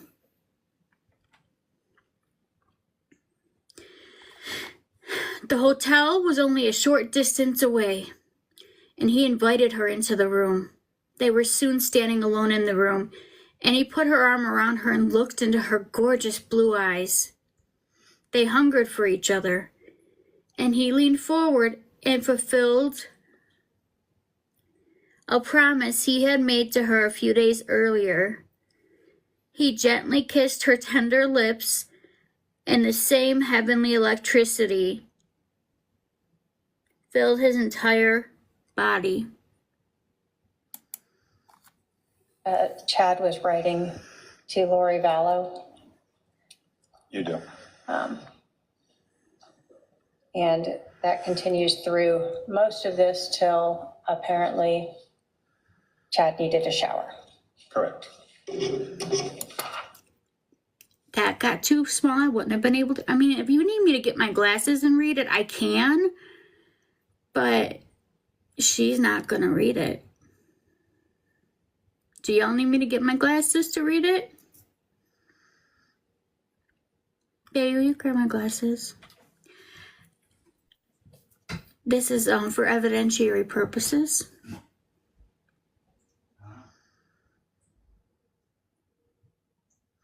You guys gotta understand, some of us are in true crime because we need to understand the criminal mental element. And we can't. So, for evidentiary purposes,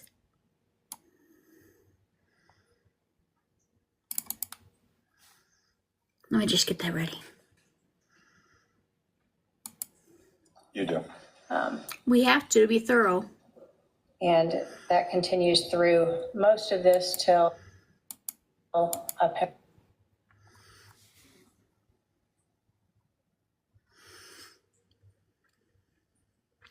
Yeah, to be thorough, we have to be thorough. I know some people didn't like that we just lost 20 people, but we gotta do what we gotta do.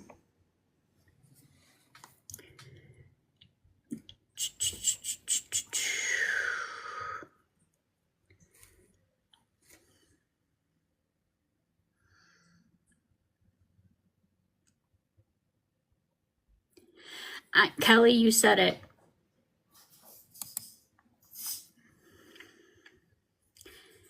James felt the powerful desire.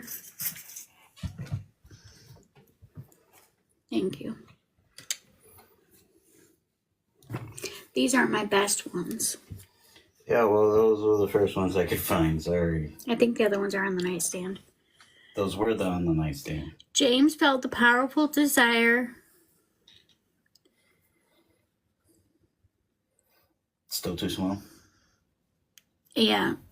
Do you want me to see if I can read it? No, you won't be able to read it.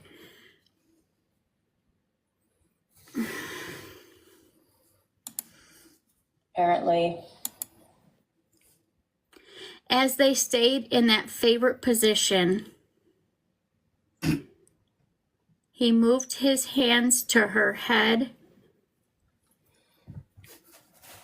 I would probably stop reading. Sounds more like 74 Wives. Moved. Okay, I can't read any further. They talk about things that we can't talk about. Yes, these are...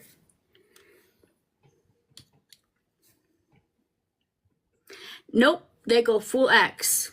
They go full X. They don't even... They jump straight ahead to X rated. You guys know that I'm a writer. You guys know that I wrote a book.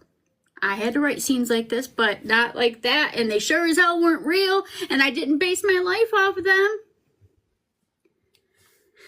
I might be able to skip over that section to continue on to the next one, though, for evidentiary purposes. She truly had the body of a goddess, and he was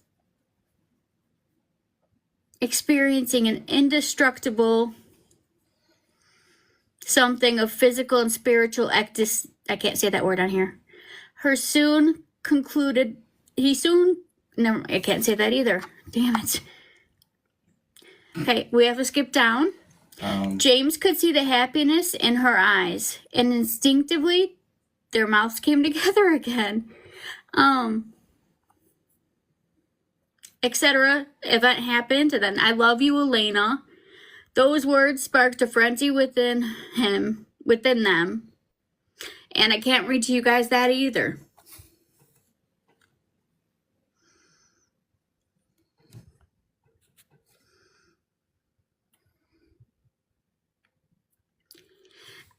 So as she was, because I'll just sit back and I'll shut the hell up. Chad needed a shower. Correct. After that, Chad needed to take a shower. Did you hear that? After he sent that to her, he texted her he had to go take a shower. He had to cool down. Now, as we again continue through this, are you seeing sort of every You want this day Taco Bell then? multiple texts of love between these two? I am, yes. You call this love. I call this something else. I call this adultery. And other things. And again, going through the 17th, 16th, 17th, again, more affirmations of love, correct? Yes. Now, we know on the 15th of July is when Lori Vallow had called Banner Life Insurance to indicate that she was the beneficiary, right? Correct. And on the 18th is when she learned that she was not. I'm sorry, my cheeks are getting so red. I'm sorry, you guys. I'm sorry. Correct. Oh my God. So in Exhibit 229, do we see on July 18th at 12:18 Arizona time? So I wish talked we to could the see her. insurance company. He changed it in March. So it was probably Ned before we got rid of him. They can't tell me to whom, of course, but it's done. I'll still get the $4,000 a month from Social Security. Yes. No, you wouldn't get the $4,000 a month from Social Security because you married Chad. Are you trying to say you plan to steal? I think you are. So on July 18th, after she talks with Banner Life Insurance, Lori tells Chad she's not getting the life insurance. Correct. But she tells him she's getting $4,000 a month from Social Security. Correct. Now we know from Lori Vallow's text to Alex that she went to Social Security on August 12th, correct? Yes. And we also had testimony from Social Security about that. Correct. But here it is on July 18th of 2018, and she already knows she's going to get money from Social Security. Correct.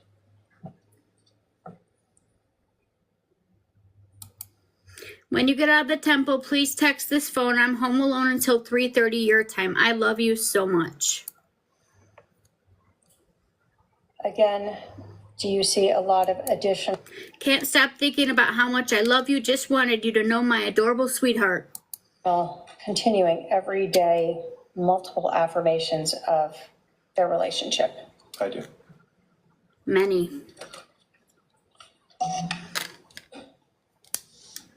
I didn't read all of them.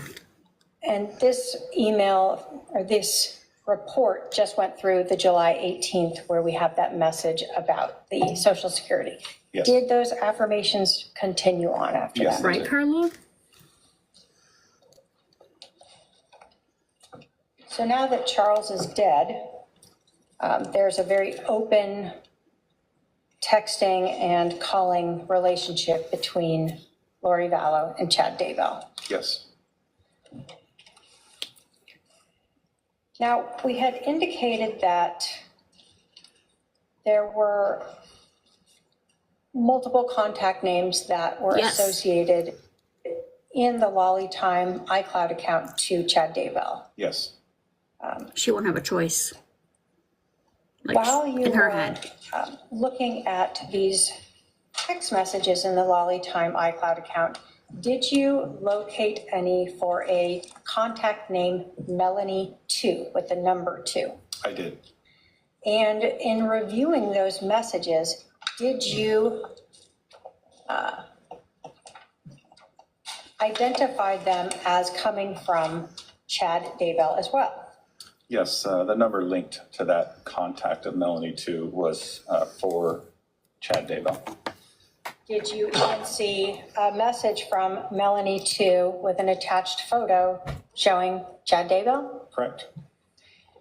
And were all those, not all of them, were there a substantial number of those messages between Melanie 2 and Lori Vallow the same sort of romantic discussions that you saw between contact names Bubby Yes. and Lori. Yes. What are you doing? You want cuddles too? Okay. When you were looking at the conversation between Chad Daybell as the Bubby contact, we saw a discussion about life insurance, You're getting correct? stuck. Correct. Hold on. Did you also see a conversation between Lori and Melanie too, AKA Chad, about life insurance? I did. There you go, baby. I can have my paralegal approach with 288 and 230. You just want to lay there? Okay. Mila's here. Renee, are you here? Mila's here.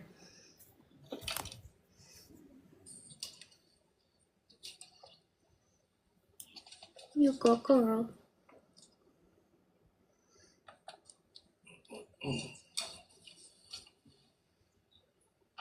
Looking at 288 and 230, are those both one of the messages that is from Melanie to contact name to Lori Vallow that was had an attached photo of Chad Daybell in another?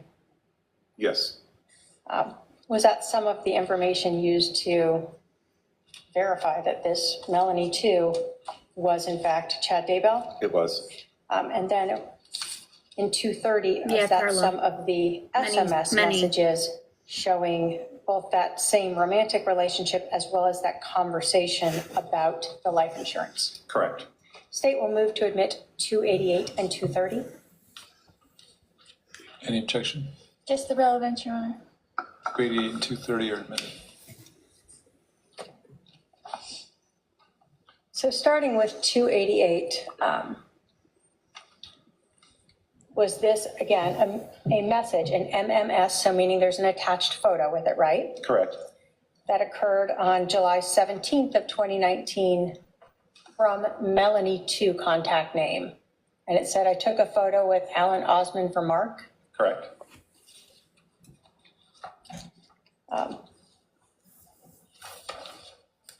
And when we looked at the photo, did you ever learn what Chad Daybell looked like? I do know what he looks like, yes. Is that Chad Daybell? Yes, it is. Sure is. So this is the person that she has been texting all the romantic love affirmations with right after Charles died. Yes. 230,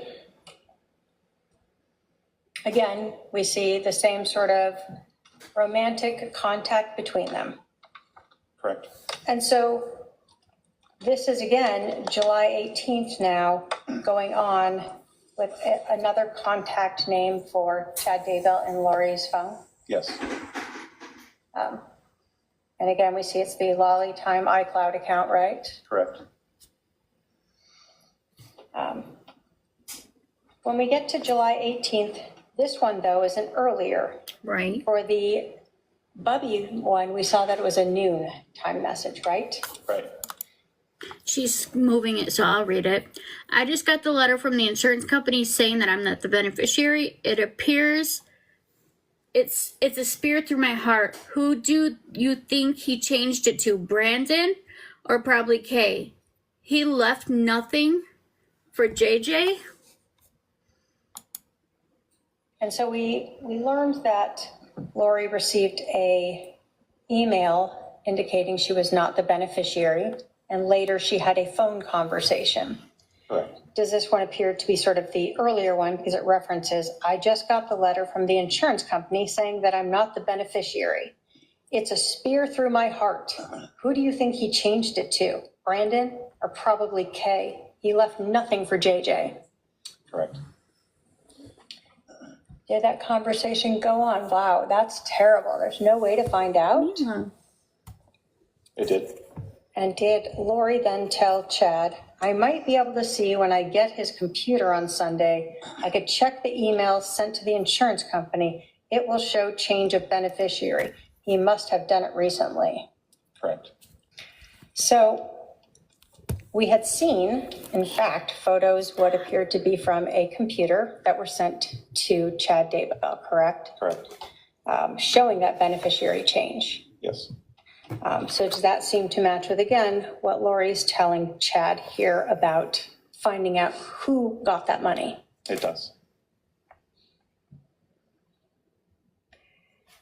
Does Chad then say, it seems you would have to agree to change, maybe the name was forged? You should have a good paper trail to prove it, right? Correct. So he's trying to help her figure out how to get that money. She then go on to say, I love you, this is terrible. It's probably another step in bringing down, what is this? Gaddy Anton. Did you ever learn what that was? I'm sure I researched it, but off the top of my head, I don't know what it is. Okay. Did Lori then tell him, nope, he can change it anytime he wants. He's the agent and anyone can change the beneficiary with their own signature. I'm thinking it must be Kay. Correct.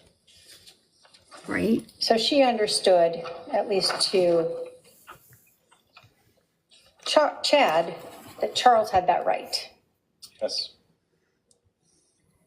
Does Chad then say, it will be interesting if he got changed after he had 2 bullets in his chest. Correct. And she goes on to respond, I don't think it could have. You can't change it after the death. It would be interesting if it got changed after he had 2 bullets in his chest. Lori said that. Death date, they would review that. Correct. And then she goes on to say again, I'm thinking Kay as well. Or he says, I'm thinking Kay as well. She probably freaking out that you got those computers.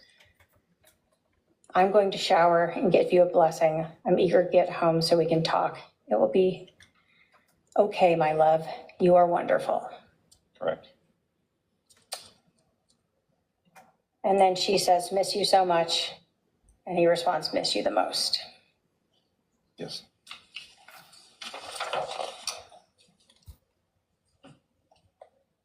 So during this conversation,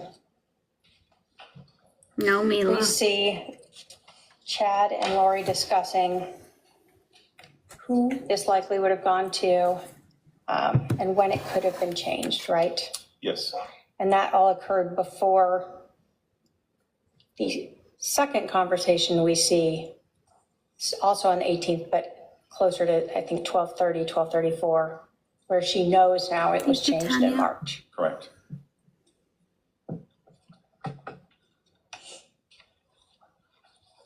And in that, we see Chad That's Mia. referring to the 2 shots to the chest, right? Yes. So again, we know they've been talking about this. Did you see any other text messages talking about that? I did not. But we saw lots of phone calls between the 2 on the 11th. Sure. Now, as we have been talking through this conversation and much of this trial, we have referred to the defendant as Lori Vallow. Correct. And that's because she was married to Charles Vallow when he was shot on July 11th of 2019, right? Yes. During your review of those Lolly time at iCloud accounts, did you find evidence of when she became Lori Daybell? I did. Did you see a contract for the wedding? I did. See wedding photos? I did. Where was that wedding? Hawaii.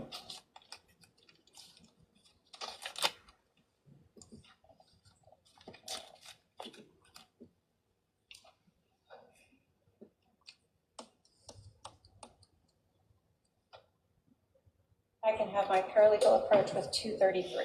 What else could they possibly have?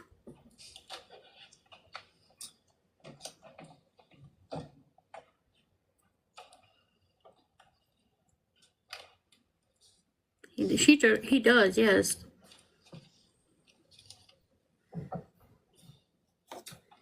Looking at Exhibit 233 is that the report as well as the actual document that was in the lollytime@icloud.com account that you reviewed that the police obtained through a search warrant relating to when Lori Vallow became Lori Daybell. Correct. State will move to admit 233. Any objection? Relevance. 233 is admitted. So the first part of this, we see that, again, it notes that this is an image that was from the account, from the Lollytom iCloud account from 10/31, correct?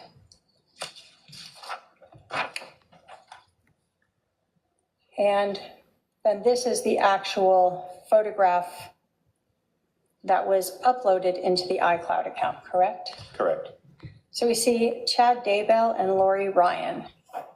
Was Lori Ryan a prior name of Lori Vallow? Yes. That was Tylee Ryan's dad? Correct. So she used the Lori Ryan name in this. They use a home address of Rexburg, Idaho at that point. Correct. And then the date of the actual wedding is that November 5th of 2019. Yes. it is. Wait. She used the last name of Ryan, so does that mean that their marriage is null and void? So 4 months after Charles Vallow is shot and killed inside of the defendant's home, she has remarried to the man, Chad Daybell. Yes. I have no other questions for this witness. Cross.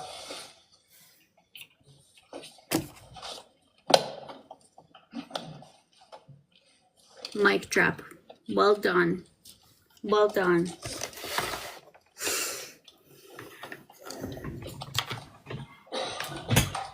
Oh, shit.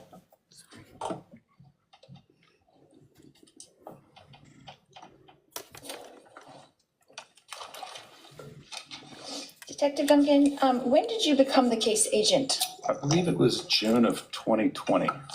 Okay. And prior to you being the case agent, it was Detective Moffett? Moffett, yes. Is that correct? And was it because he got promoted that they made you the case agent over this case? or- Yes. Okay. And he's now a lieutenant, is that correct? Yes, he is. Okay.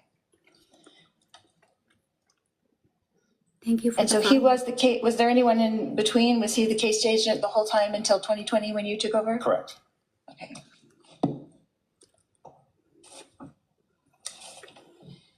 And when you took over the case, what things did you do differently?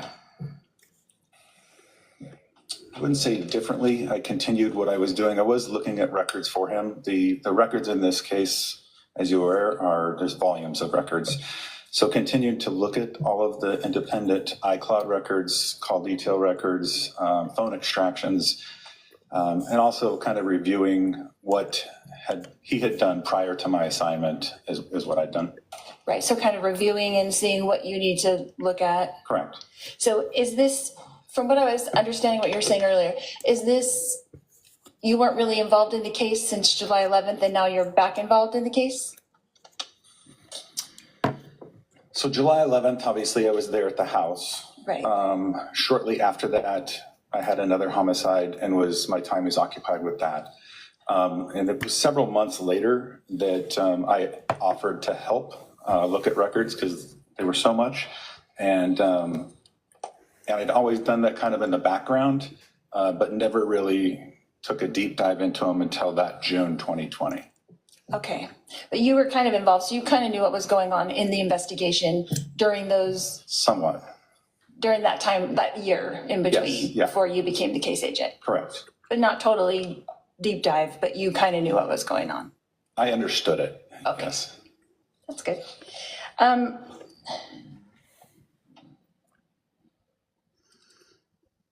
So let's go over that day again real quick. when you were there, what time were you there at the scene, from when to when? I believe I arrived shortly after 9:15, Okay. and I would have left probably 4:30. Right, Tanya? I was Okay. just thinking the same thing. Were you at the house that whole time? Yes. So Well, you didn't, let me back up. oh, sorry, go I ahead. did leave for a short period of time to obtain a saw that we would need to cut that piece of flooring out and the baseboard. But Okay. then it came back, yes. So you were at the scene that whole time, besides the time you went to get the saw? Correct. You didn't go to the Chandler Police Department? No. So you weren't there during our interviews? No. Okay. So, and you had mentioned something about you couldn't go in. I agree. I was confused. You couldn't go in until after the search warrant, but you were in before that, right? No. So obviously your first responders, your police officers, the firefighters, they're going in to preserve life and treat the particular victim in this case. Then they back out. At that point, we will not let anybody in, given the circumstances of this case, until the search warrant is actually signed and executed. So we will wait outside the threshold of the house until that search warrant is signed, and then we will begin our investigation. So I'm still confused. So you didn't go into the house until after the search warrant, or you did get to go in beforehand? No, I didn't go in before. I waited until after the search warrant. Okay. So you had testified, I'm still confused, sorry. I'm going to object again to the defendant testifying. Just ask the question. You had also indicated that you had gone in and that Charles was on the floor. Is that correct? I think the question was asked of me is, what did I see when I went in? And so that, and I would say after the search warrant we went in, that's what I saw. But he was already gone in the ambulance at that point? He never went in an ambulance. Charles didn't go in the ambulance? No, he went with the medical examiner's office. So what time did he leave? I can't give you a specific time on that. I have to look at the medical examiner's office information. But it was after you entered at 11:50? Yes, it was way after that. Okay.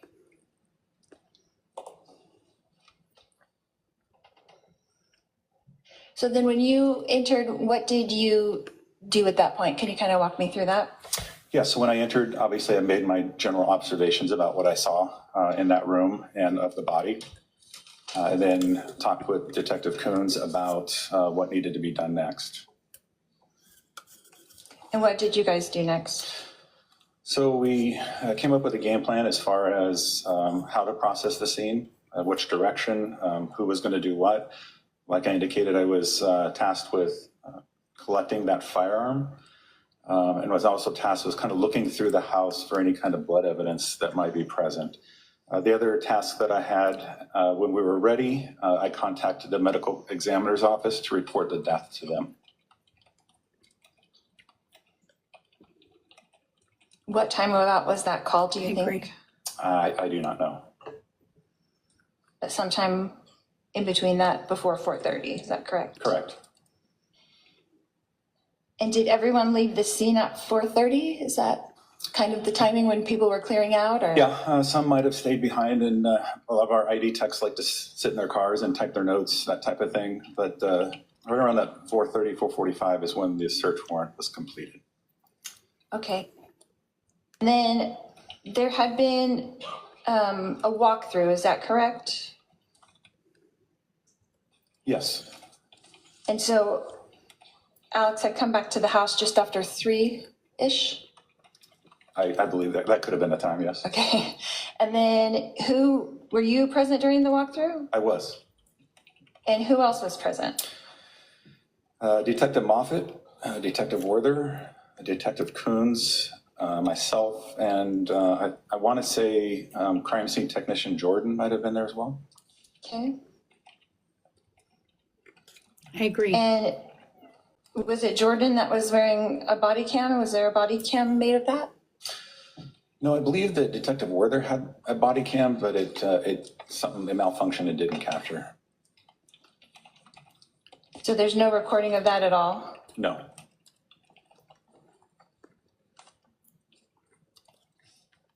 It could be. And Detective Moffat was the case agent at that point, right? Because he had been assigned that already? Yes. Okay. Oh, me either. And so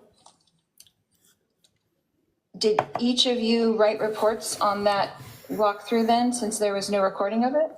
That would have all been included in our original, in our report, not a specific walkthrough report, but on our original narrative, yes. Everyone would talk about it, mention it, their perspective? Not everybody has to, as long as somebody or one or two people wrote about it to know that it happened.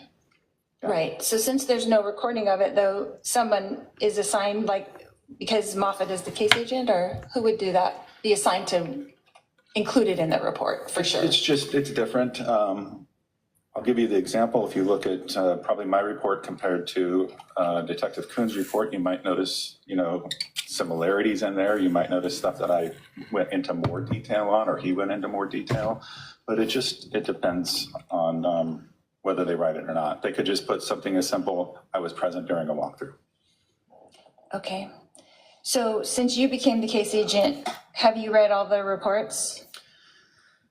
At one time or another, yes, I have. So is there anyone specific that kind of ran through what happened at the walkthrough? Your Honor, I object to asked and answered and relevance. Sustained as to asked and answered. Did you write about it in your report? I'm going to object again to relevance, hearsay, asked and answered. There's still two more, I Sustained think. as to asked That's and if they come. You already answered that. You mentioned that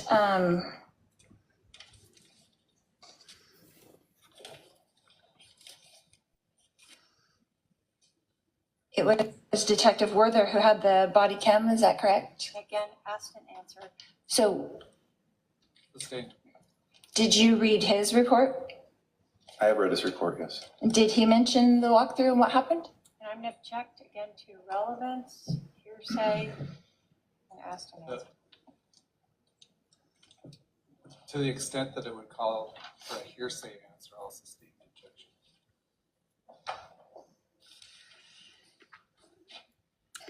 Prosecution 3, Lori 0.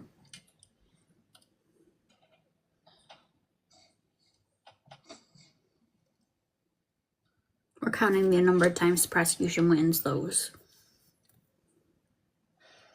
Detective, when you became the case agent, Right, you Carla? were kind of aware, so you knew what had been done in the investigation, is that correct? Yes, And so you knew who had been interviewed, is that correct? yes, And you knew what had been tested or not tested at that point? correct. So the bat was tested for pink fingerprints, we learned that in the testimony, is that correct? Correct. And the results were inconclusive, Correct. and so there were no latent prints were identified, that's correct? Correct. Why are you telling him if something's correct? I put a poll up, guys. If you think that Lori's been thrown so far off that she can't pull off whatever big you can't handle the truth moment, put a smile face. If you think that she still thinks she's going to get that moment, put a cry face. Is she going to have her Lori version of you can't handle the truth? Or did the prosecution throw her off her game? The game that she doesn't have, I mean. And there were prints, but we just don't know whose they were, is that accurate? Sounds about right, yes. Now, we learned that the bat was swabbed for DNA and sent to the lab. Is that correct? Yes. And was that ever tested? No, it was not. And why not? When making this decision, you have to look at the probative value of that and what that would show or what a test would prove. DNA. Don't worry, Jen, I'll put the live on YouTube after we end the live. 24 of you voted, thank you. I see, don't underestimate her though. She's a tricky one.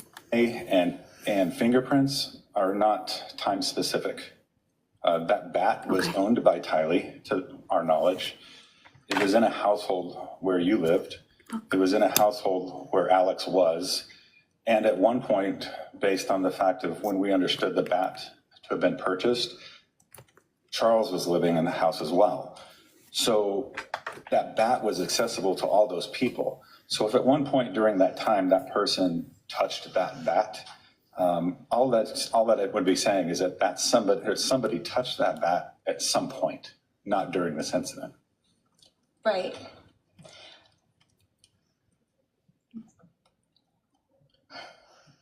But there was no blood found on the bat, is that correct? Correct. But would that be able to be told from DNA? There was nothing that was visible that could see, like if blood dries or anything like that. There was nothing that would indicate that here's a spot we need to test for that particular, for blood. Right, but would DNA tell if there was blood? Could they find out if there was blood on the bat from the DNA test? Once again, blood is DNA. If it dries and crusts, then you would see that particular blood. DNA comes in many forms. It can come in touch, it can come in sweat, blood, but you would think that blood would be visible at that point to be able to test. And we did not see anything like that.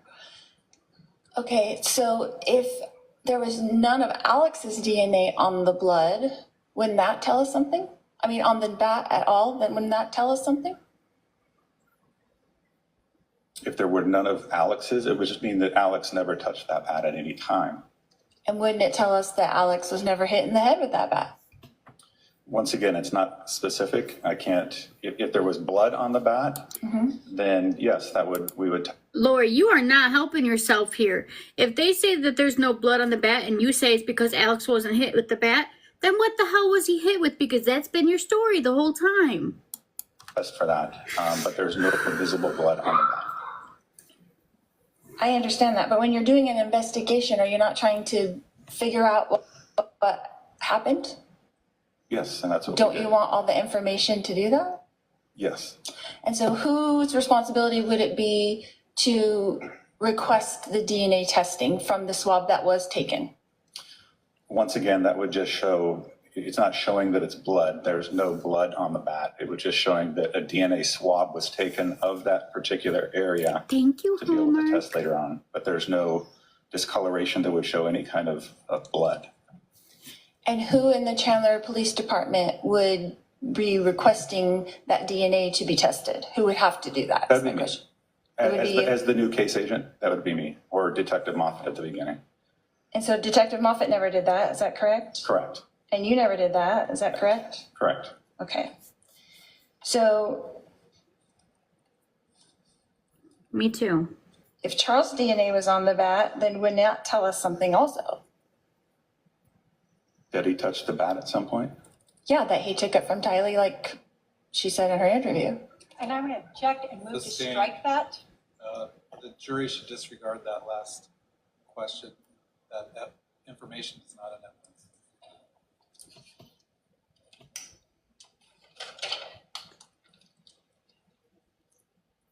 Detective, wouldn't that have answered some questions for us in your investigation? I don't think it would have, no. Okay. We learned that the gun in testimony, that the gun was tested just last month, is that correct? Correct. And who requested that test? I did. And why did you request that test? No. So on firearms, immediately after we have a firearm case, we have the ability to utilize a system called NIBIN. My understanding was the only person saying she was going to get off on this was Lori herself. NIBIN is run through the ATF, and what NIBIN will do is we can fire a particular firearm that we have control over and obtain casings from those. We can then take the casings Oh, you need me to go from back a the little scene bit? casings and then compare those together. Touch the bat at some point? Yeah, that he took it from Tylee, like she said in her interview. And I'm going to object and move to Sustained. strike that. The jury should disregard that last question, that information is not an evidence.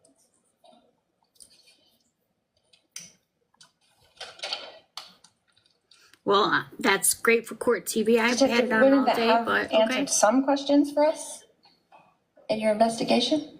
I don't think it would have, no. Okay. We learned that the gun in testimony, that the gun was tested just last month, is that correct? Correct. And who requested that test? I did. And why did you request that test? So on firearms, immediately after we have a firearm case, we have the ability to utilize a system called NIBIN. NIBIN is run through the ATF, and what NIBIN will do is we can fire a particular firearm that we have control over and obtain casings from those. We could then take the casings from the scene casings and then compare those together. We already knew that that gun fired those casings very early in the investigation, as a NIBIN report provided.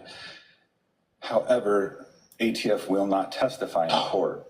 So playing the balancing game of when a trial will begin and whether a trial will even happen, I do not like to make more work for a firearm analyst than I have to. When we know that we are in and going to trial, then I will send that over to them, because they were the ones that will testify to that.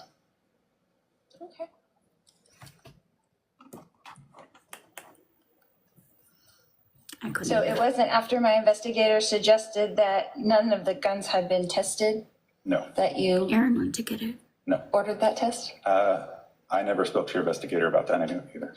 Okay. Why does she look like what? So, Detective, when did the Chandler Police Department take possession of the gun? On July 11th? And then it was tested in March, is that correct? Correct. I think she might. I'm not sure. But And then we've established through expert testimony of Detective Coons that the floorboard was not tested either, is that correct? Correct. And he also established that the projectile was not tested either, is that correct? Correct. But hair extensions though is a new one for me. And Detective Coons also confirmed that no tests were done on my husband's shirt, is that correct? Correct. And then Number when one of the you day. became the case agent on this case, why didn't you request any of these tests? Because I was confident that based on the medical examiner's report of an entry wound to the lower left quadrant, an exit wound to the upper left rear shoulder, and a corresponding defect, or what I would refer to as a bullet strike in the floor, if you take those 3 points and match them up, then there's no other explanation other than Charles was laying on the ground at that time. I'm gonna let that sink in for a couple seconds. You asked it, which husband? He is the one that could sit there and literally say, you mean your husband, Chad Daybell? Because Charles isn't your husband anymore. Do you understand what just happened? He just told her flat out the only way that that bullet could have been shot through him the second time was if he was on the floor. Let me go back a couple seconds.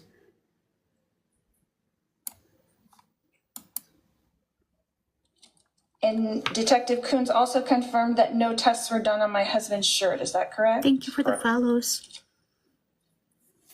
And then when you became the case agent on this case, Thank why you. didn't you request any of these tests? Because I was confident that based on the medical examiner's report of an entry wound to the lower left quadrant, an exit wound to the upper left rear shoulder, and a corresponding defect, or what I would refer to as a bullet strike in the floor, if you take those 3 points and match them up, then there's no other explanation other than Charles was laying on the ground at that time. So the medical examiner said he could not say that he was laying on the ground for sure, but you're saying that in your detective opinion, you know that for sure? I believe That's so, not yes. what the medical examiner And said. so were you there to witness it with your eyes? No. I'm so confused. No, he didn't say Detective, that. to your knowledge, did my brother and my daughter and myself willingly comply with everything asked of us by law enforcement on July 11th, 2019? I can't speak to that, no.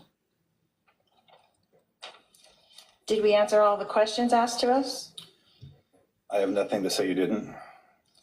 Did we follow all directions given to us by law enforcement that day? I'm going to object to speculation and foundation as to how this detective knows that. He's already said he wasn't at the station. He's the case agent, Your Honor. You can testify to what he observed for himself, so if you want to tailor your question, go ahead.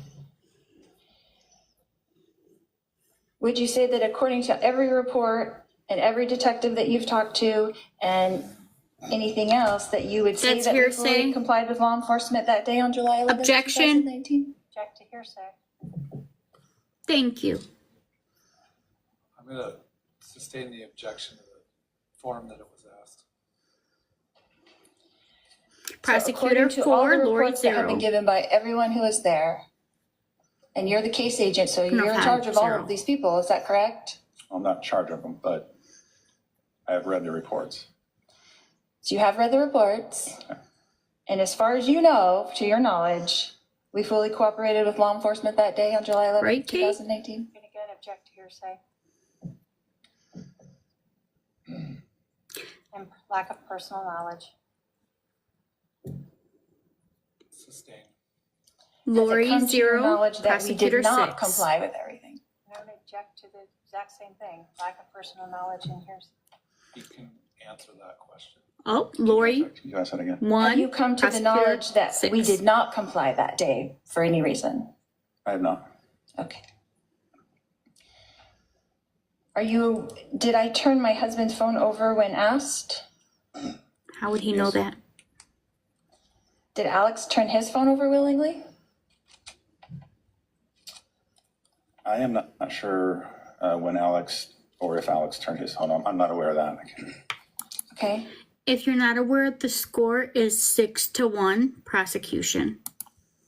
So is there a body cam where his phone was placed into an evidence bag? That's correct. I do remember seeing that, yes. And then the evidence bag is put into the front of the police car where he was taken to the Chandler Police Department. Is that correct? I didn't see that, but I trust the fact that it was taken at that time, yes. And so according to that body cam, it looked like he turned it over on request. And I'm going to object to speculation. You don't have any knowledge that he didn't, is that correct? I'll allow that last question. I don't have knowledge, no. Okay. This is So do you know who had taken possession of his phone at that point? I don't. 7-1. Do you know who drove him to the Chandler Police Department? Well, through this hearing, Officer Krautheim. Oh, that's Yeah, right. Carla, I think so. The one I couldn't remember how to spell. I mean, Again, Sustained, please don't. And testifying. Thank you for the follow. was a copy of Alex's phone made by the Chandler Police Department? I don't know. You don't know? There's so much information. I don't know whether we received his call detail records or an actual copy was made. I don't know.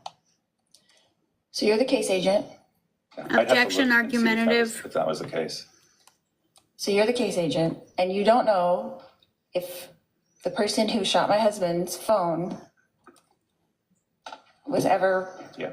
At this moment, I don't recall.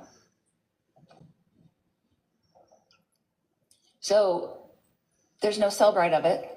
Is that correct? In the discovery? I think the only thing that we have is his call detail records, which is from his. Y'all, I couldn't even write a book like this, just in case y'all need a clarification. How is this real? cellular provider. So what would the typical protocol be for you to, if someone handed over their phone, wouldn't it be to do a digital download of it? So that can be one of two ways. It could be under a search warrant to do that, or it can be under consent to do that.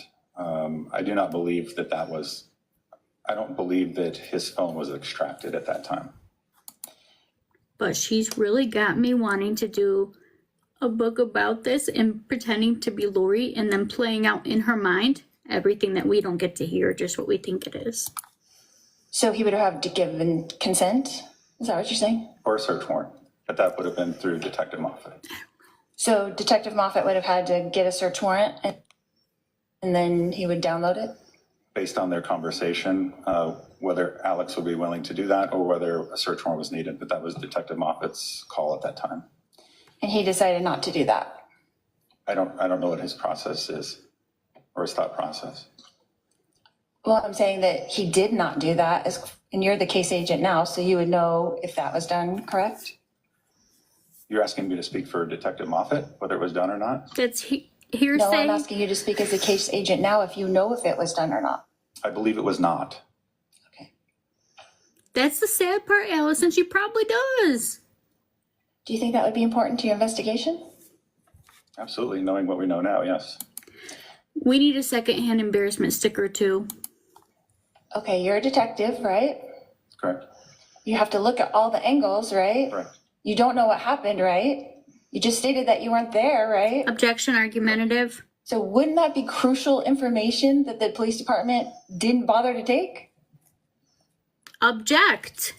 Why are you not Once again, objecting? I don't know what the conversation with Detective Moffat and Alex was and what his reasoning for not. Would I have taken it? Yes, But that was not your call at the time. correct.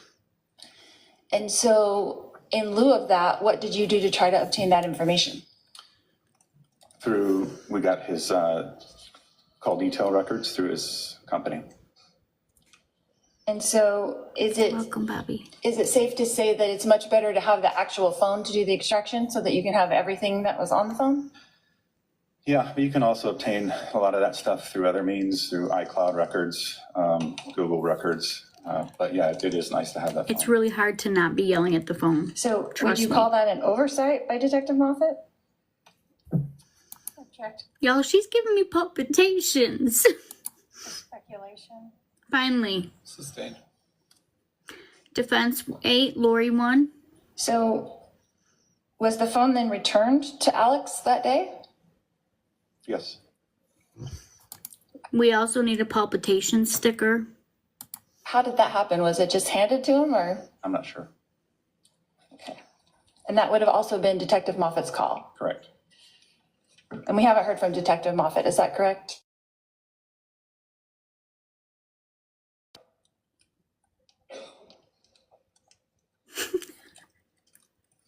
I'll see what I can do. So according to your knowledge, that when Alex was called by Chandler Police to return to the scene for the walkthrough by detectives, he did so, is that correct? My question too. Yes, he did. You saw him there? Yes. And did he answer everyone's questions while you were there, that you observed? Yes, he did. There was very little questioning. It was just more of a positional type thing. It was, where were you? It was more, I'm sorry, I missed that last part. Where was he? Where was he standing during the time? Oh. And so he kind of walked it through with you and all four of you were Right. there, right? Yes. 5. And no one was asking him any questions? Your Honor, I'm gonna, again, we've already gone through this before, And- asked and answered. As and well as hearsay. and hearsay. And speculation. I'm going to sustain the objection. How much do you have left on your cross, you would think? I don't know, Your Honor, a lot. In other words, more than a couple minutes, should we take our afternoon break? Oh, yes, we should All right. take a break. Let's. Why are take you our letting afternoon her take a for break? staff. It'll be Are about you kidding 15 me? minutes. Please remember the admonition. All right. What the hell? I know that part, I know. We have a sticker because of that now, and it says don't flatter yourself. They're just on a 10-minute break.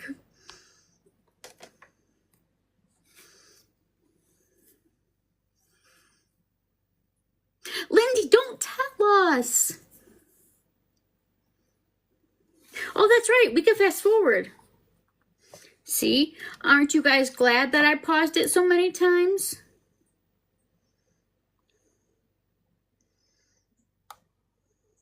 But doing a break was really stupid because it gives her time to get with them and talk and collaborate. You know what I mean?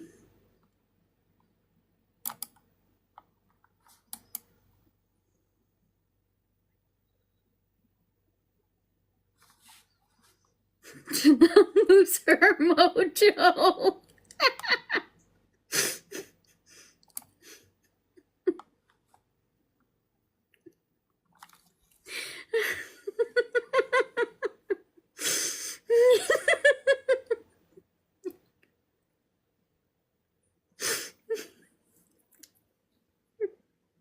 How is this real? She could talk to her legal aid people. They're probably telling her to shut the hell up. Come on.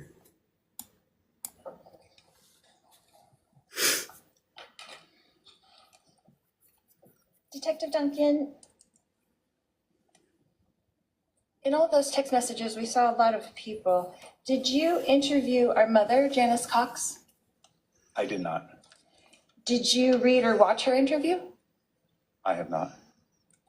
Did you interview our sister, Summer Shiflett? I did not. Did you read or watch her interview? No. Did you interview our father, Barry Cox? No. Did you read or watch his interview? No. So the only source that you have for this investigation of the shooter in your case is through our brother Adam? Is that correct? And all of the contacts mentioned through your iClouds. Yeah, but you didn't ask anybody who was mentioned in there or who was speaking in there what they meant by any of those text messages? They speak for None of themselves. the people that you mentioned were present during this incident. So you're asking about the actual day of July 11th, if I asked them about that day, or about the text messages? About the text messages themselves. Like, did you ask my mother what she meant in that text message when she wrote it? No. Did you ask my sister what she meant in those text messages? No. Did you ask Melanie, my niece, what she meant in those text messages? No. Did you ask me what I meant in those text messages? I couldn't. Okay.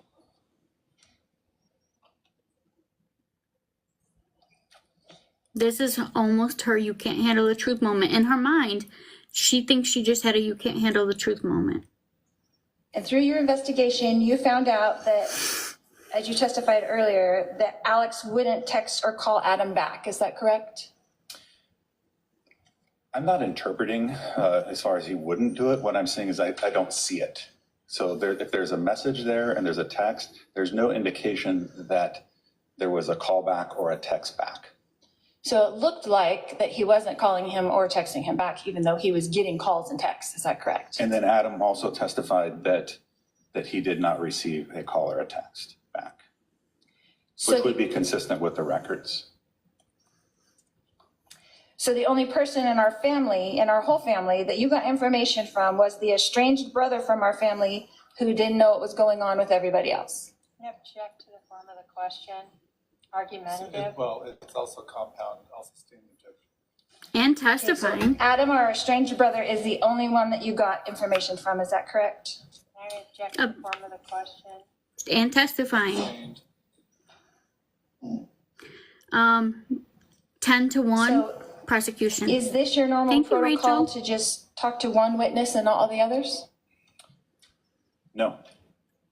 Why didn't you speak to any other member of my family? They weren't there. A lot of members of the family have been spoken to. But you were not privy to any of that information as the case agent? Well, I was privy to the interviews that were conducted by other detectives. And you just testified to me that you didn't read or watch any of those interviews. Is that correct? I have been present during an interview or a phone call with Summer, and been present during a phone call in this process, but I have never interviewed them. How many interviews has Summer had with the police departments? Objection, speculation? If you know. 11 to 1. if you know. Oh, I don't know. 11, 10 More to than 2. one or two? I don't know. Okay, but you knew of at least one? That Summer has had? Correct. Yes. Thank you for the follow. But you didn't ask her any of these questions or any of the questions about the text messages that you just talked about that were on the screen with Summer? I said no. Okay. You are pissing him off. Did you hear that, Snap? He said, I said no. we got to fast forward it a little. So as the case agent and a detective, Thank you for the do you follow. form a suspicion and then stick to it and only investigate the things that lead you to that same conclusion? No. That's a heavy accusation you're getting ready to make, Lori. Be careful. Be sure. Be certain that you want to make it.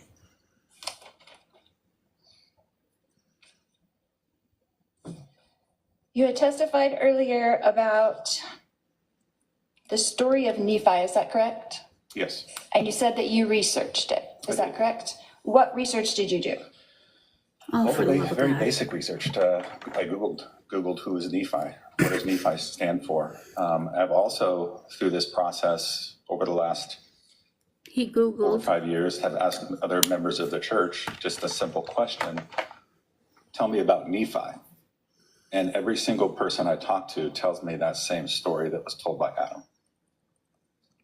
So are you aware that there's 15 books in the Book of Mormon? I am not. We need one of those Are you stickers aware too. that 4 of those books are books of Nephi? I am not. That there's Nephi 1, 1st Nephi, 2nd Nephi, 3rd Nephi, 4th Nephi? No, I'm not. Okay. That there's many stories of Nephi. Is that correct? Testifying. Or you don't know? I don't know.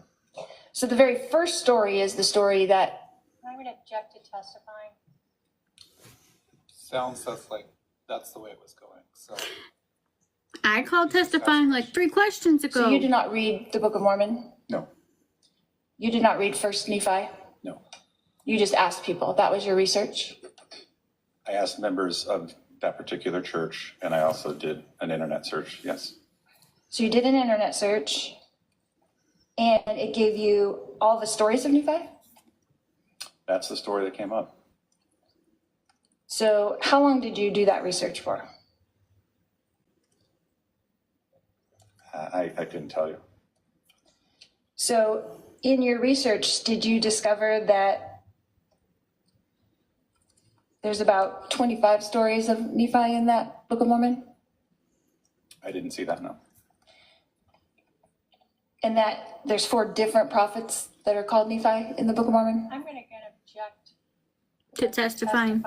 and the detective has already indicated or asked and answered. I'll overrule the objection. He can ask if he knows that or not. What was the question, sorry? I'm sorry, I can't remember. Can the court reporter tell There's us? 4 different people referred to as Nephi. Yeah, 4 different prophets in the Book of Mormon that are Nephi. Are you aware of that? No. Okay. So That was inappropriate. Not only did he overrule prosecution and said that he'll allow it, when Lori couldn't remember the question she asked, the judge, instead of the court reporter like Lori had asked, the judge read back to her what she said.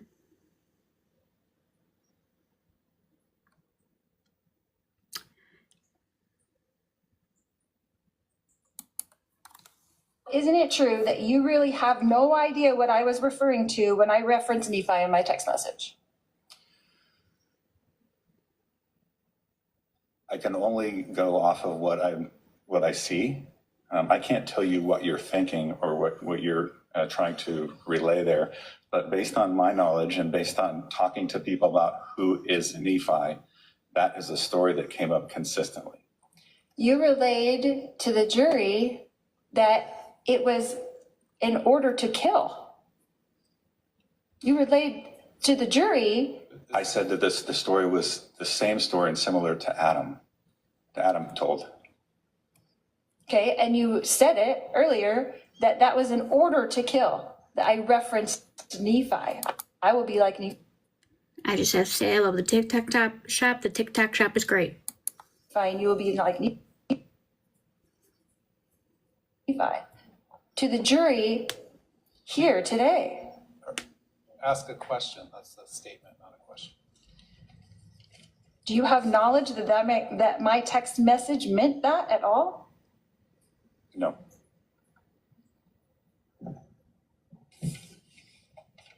Are you aware through all of your investigation of this case that my brother was a stand-up comedian, Alex? I had heard that, yes. And that everything is a joke to Alex? I can't speak for that. So when you're interpreting all these text messages and making all these assumptions, half of them could be jokes and you would not know that?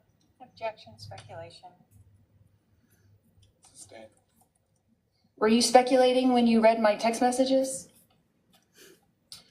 I think I'm just reading your text messages. I don't think I was drawing any inference from them. I was just simply reading them. Well, today you were explaining them to the jury. Is that true? Those were read. There was no explanation as to what it meant.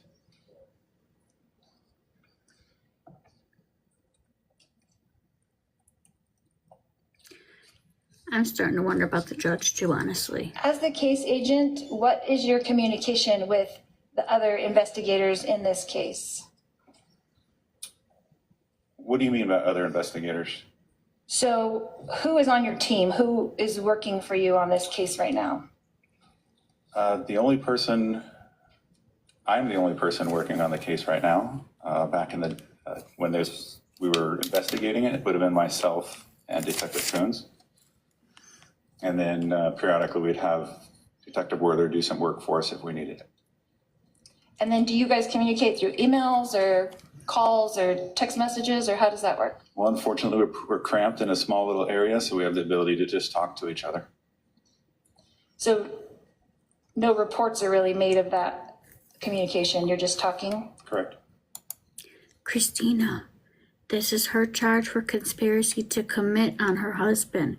She already been found guilty for the kids. This is her second trial. She has one more too.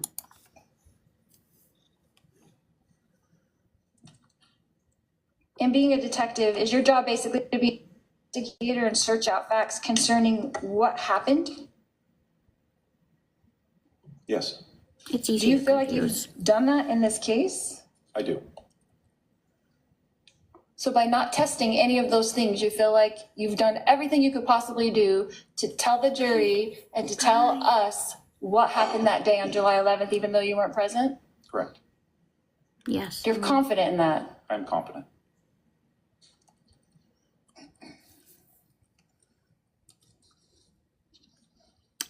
No, she was found Did you have to guilty. meet with Detective Moffett to review the case when you made this transfer? No. So he didn't give you any heads up on what was happening?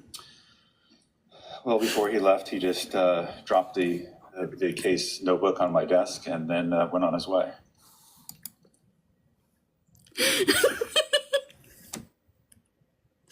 No, that's an epic one. She almost was in case she does husbands. That was perfect. You win. Congratulations. Let me get you a trophy. Rewind. Okay, hold We on. have had conversations. Sorry.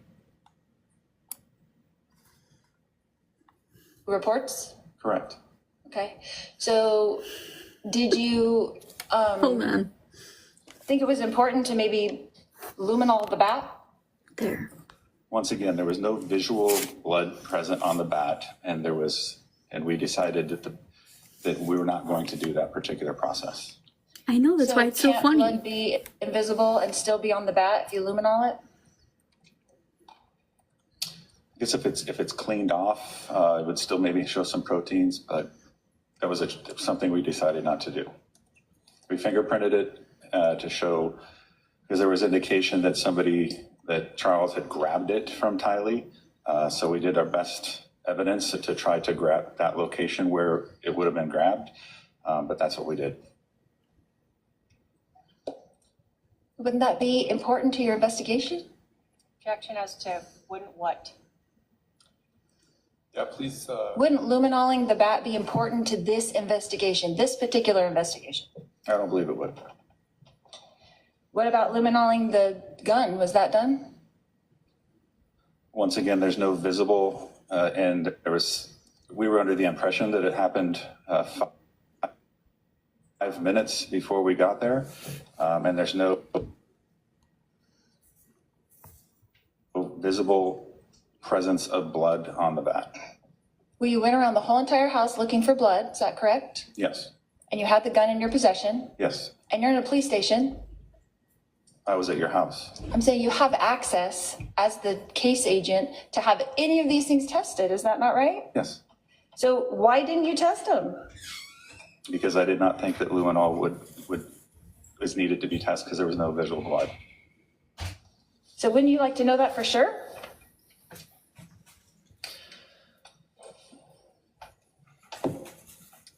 I guess you're making, we make choices and we make decisions through this process based on the facts that we have, the facts that are presented to us.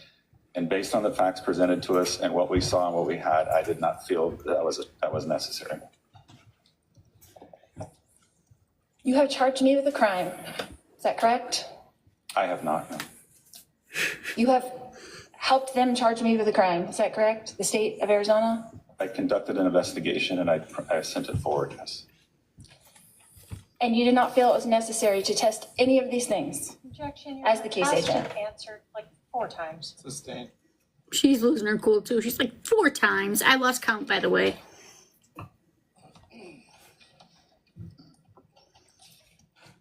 How is this? What logical reason do you have as an investigator to not investigate all of these things that were available to you for the past 5 years? Objection I'm again gonna. Argumentative. and There's a this specific answered. thing That's hasn't been a- asked? That's a really very broad question. I'll sustain the objection.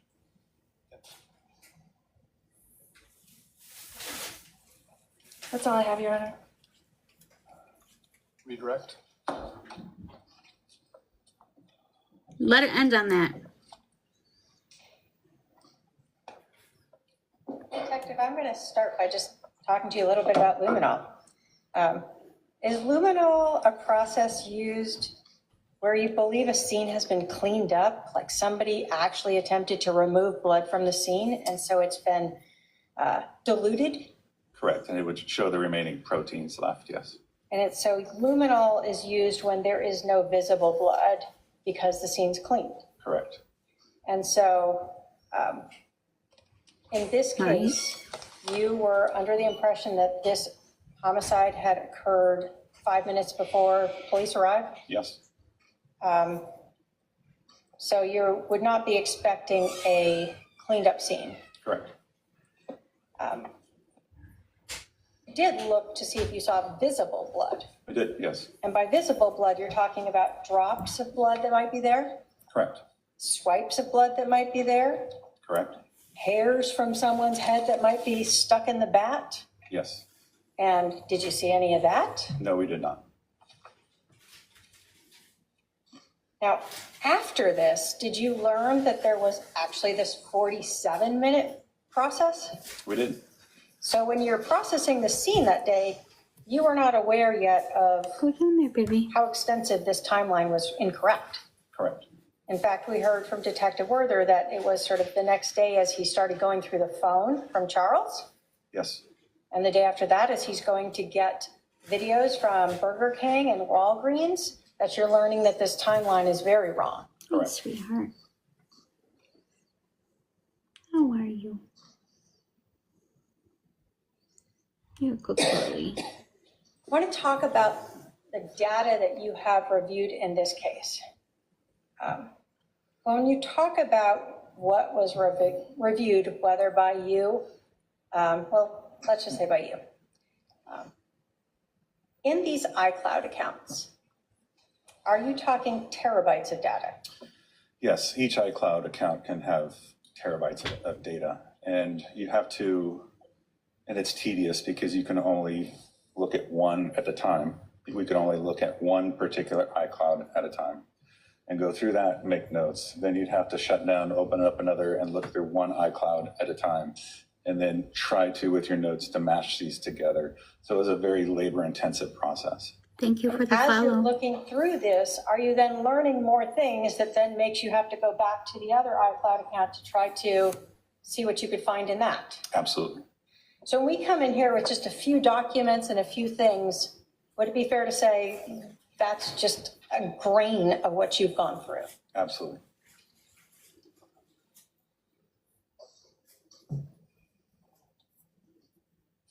This is definitely fitting that.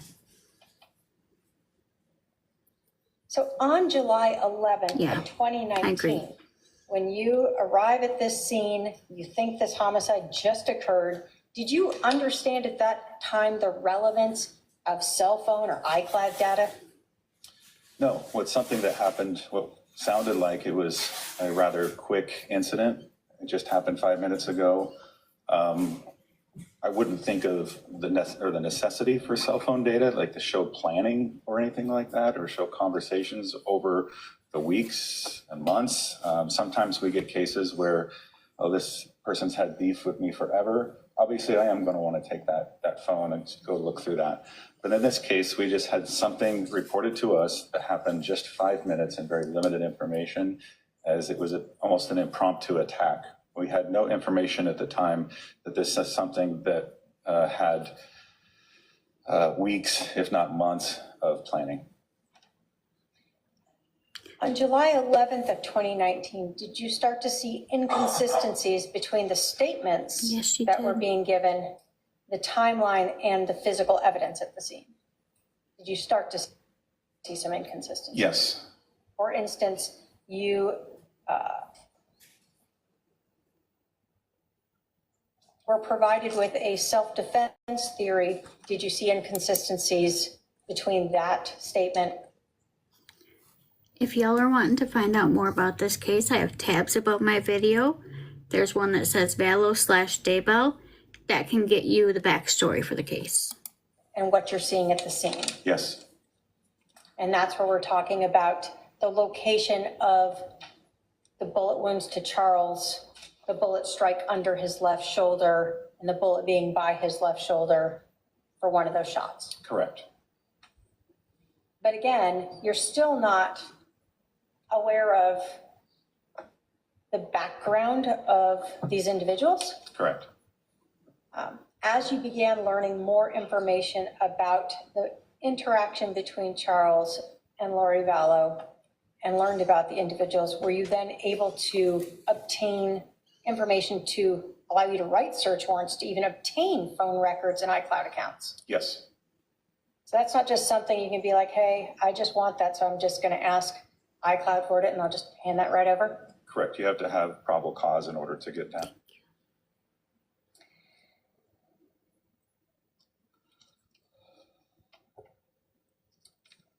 You were asked about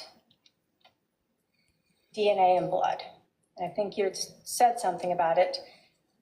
Is DNA only found in blood? No, So saliva can have it, correct, sweat. correct.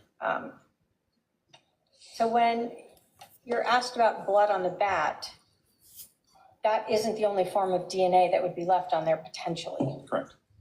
So if you had information that the bat belonged to Tylee, no matter what, you would expect to find her DNA on it, I would. not, regardless of whether she ever bled on it, right? Correct. Was blood something different you were looking for, though? It was. And was that due to the fact that there's this allegation that Alex Cox was hit in the head with the bat? Yes. And so we have the bat here. You looked at it yourself, did not see visible blood, It did not. and we have someone else who processed it and didn't see visible blood on it. Correct. Even on the edge top of it, do you see any sort of damage to that plastic around the tip of it? I do not. This is for experiencing If you had common murder. processed that bat for DNA and you found Tylee's DNA on that, would you have told you that she put it on there on July 11th? Did they ticky mark that for you? It would not. Just say it was on there, right? Correct. Are you able to time that in any way? No. She's good. When the medical examiner comes out, the medical examiner's office comes out to the scene to collect the body. Body doesn't leave in an ambulance, right? No, it does not. They have a van. Yes. And does the doctor who's performing the autopsy come out there with you guys and No, check out the scene? He does not. So when a medical examiner testifies as to a wound being shored, but not knowing what it was against, he's not out at the scene looking at the body, right? Correct. He's not out at the scene looking at the projectile defect or on the ground underneath Charles's left shoulder. Correct. He's just saying that wound I is believe shored. so. Whatever he was against is what it was. Correct. But you were at the scene, I was. and you saw the shoulder in line with that defect on that ground or on that floor that you collected. Correct.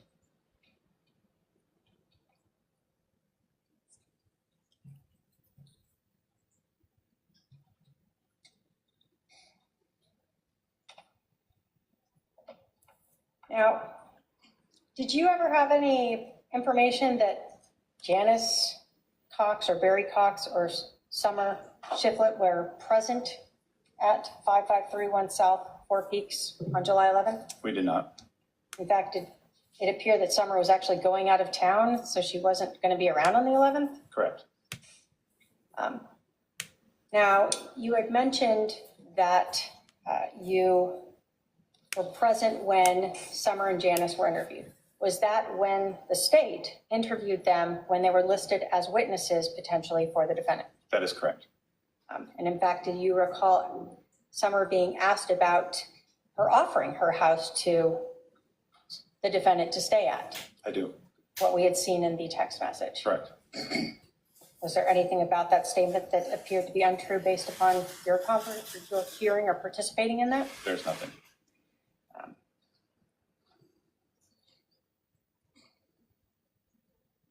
In these text messages and iCloud account records, start with Ned. When you first started seeing those, were you understanding the full story of where that came about? No. Did Me too. you then have to look to other people who, like Serena Sharp or Christina Atwood or others who were aware of who Ned was, Correct. what Ned was? Yes. In terms of Nephi, you said that we heard from Adam I think. when he's asked about Nephi, what that meant to him. Correct. He provided us with a story of Nephi and Laban, right? Correct. You said you Googled this like many of us do, right? Start out there. Right. And then you actually spoke to other members of the Church of Jesus Christ of Latter-day Saints. I did. Was that to make sure that you weren't missing something? It was to make sure that there wasn't another story that might be out there that he's known for. And so, like I said, I would just randomly ask people that. And every single time I would ask that, that was the story that was told to me. So others who were members of that church spoke the same way that Adam did. Yes.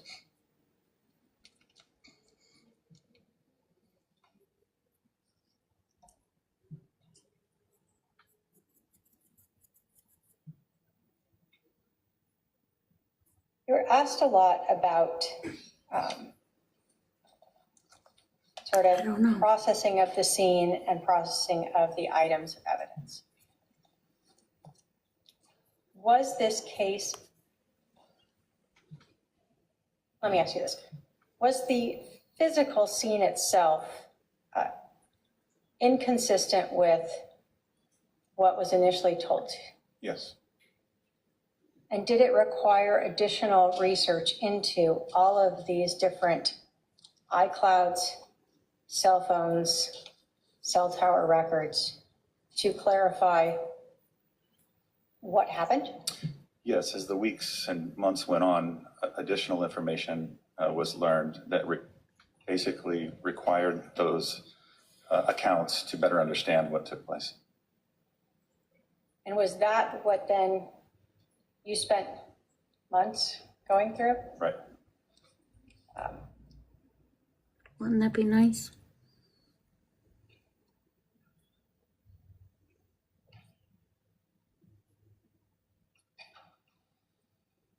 And ultimately, after all of that, is when you eventually presented that case or turned it in to be reviewed.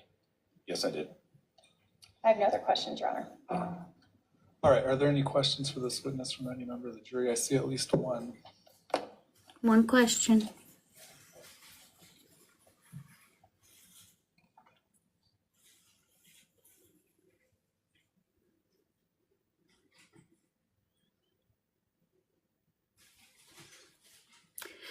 In case you don't know, in the state of Arizona, after each witness is done, well, before they step down, the jury can write down questions that they have for the witness before they leave.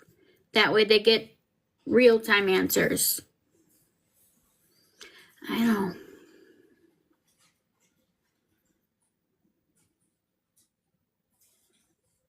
I would think so too, Kate.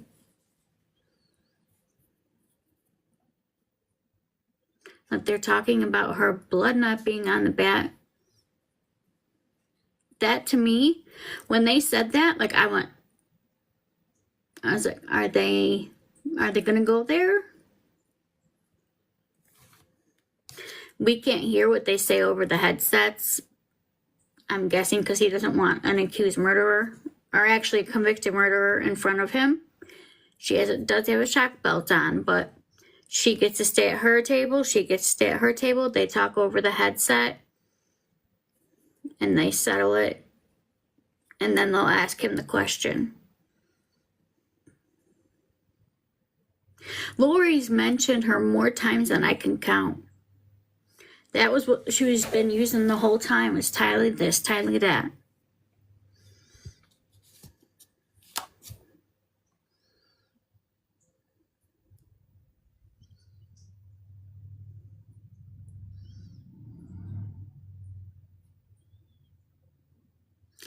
Hope you're in the wrong live. I am not the political person.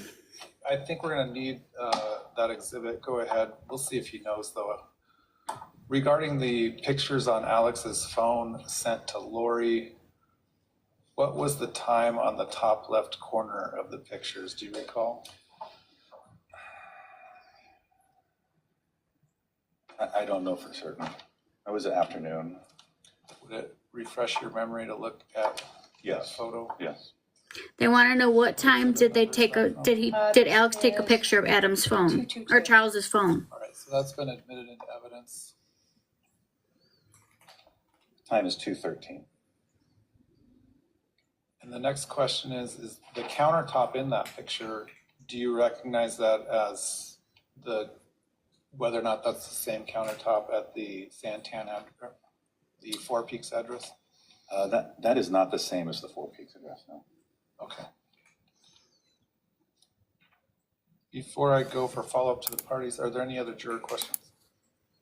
Really, really Any? great jury question. I wouldn't have even thought to ask it. They asked if this countertop that the phone is on is the one that is the address that Lori was living at. I would not have even caught to ask that. No, it's not. So now we know something extra that we didn't know until they asked it. Thank you, jury. We appreciate you.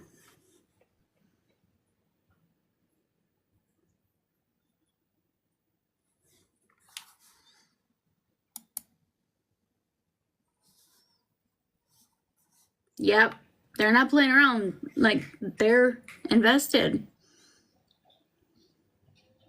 Follow-up from the defense based on that juror question? No more questions, Your Honor. All right, from the state? Just that in that exhibit, the photo, of the phone, do we see both sort of Tuesday, 9:08, when these messages occurred,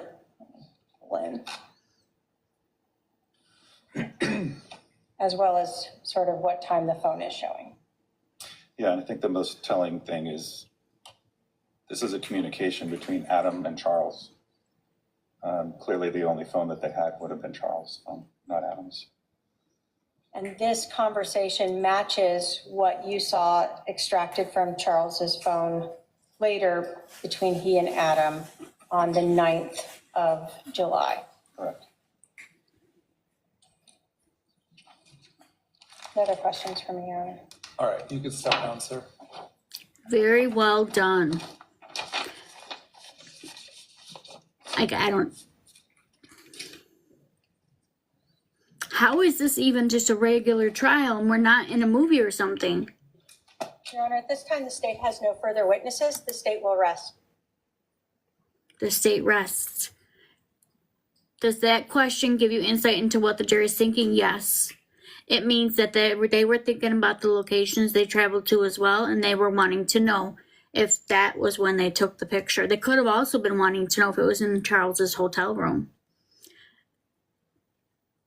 They are good. They're putting more to this than most jurors would. All right, the state has rested its case, which means the state's portion of the evidence is done.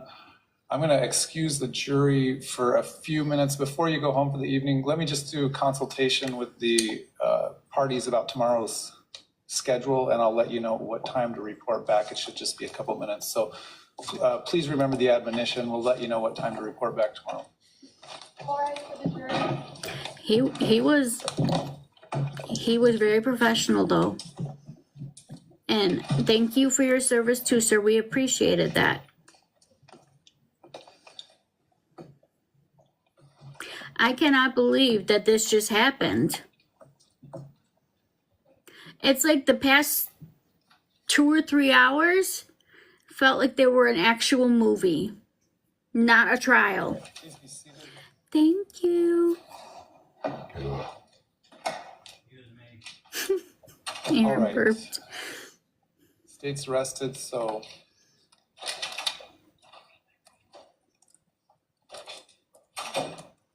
it's, No! do you Oh, plan I on thought they presenting muted. evidence? Can I confer? Can I confer with my? Yeah, go ahead. They're asking if she plans to show any evidence, and she needs to confer with her. We got to 100K likes. Thank you, guys. I really appreciate that. Thank you so much.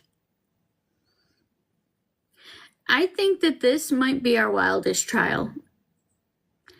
And I say more so than even Daryl Brooks. But I think that's because of how invested we are in this one. And it's happening right now instead of a review. I don't know. Yeah, Lori needs to, she's a busy woman.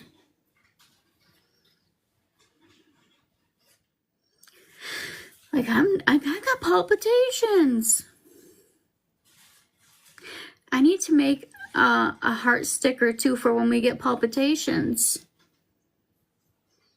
Yeah, thank you guys so much for getting us to 100,000 likes. He was very predictable. You are right about that.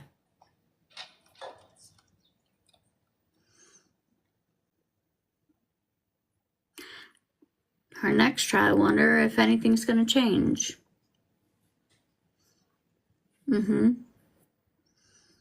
I still can't believe he's representing himself on his appeal. Well, I guess I kind of can, but...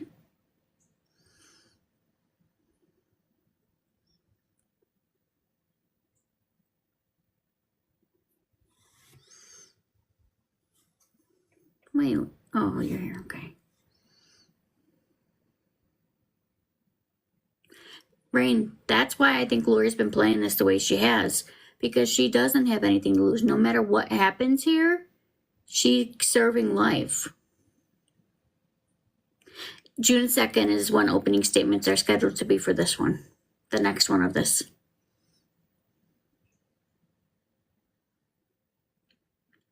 Well, we still got to see if the state is going to present any evidence. Or the defense, I mean.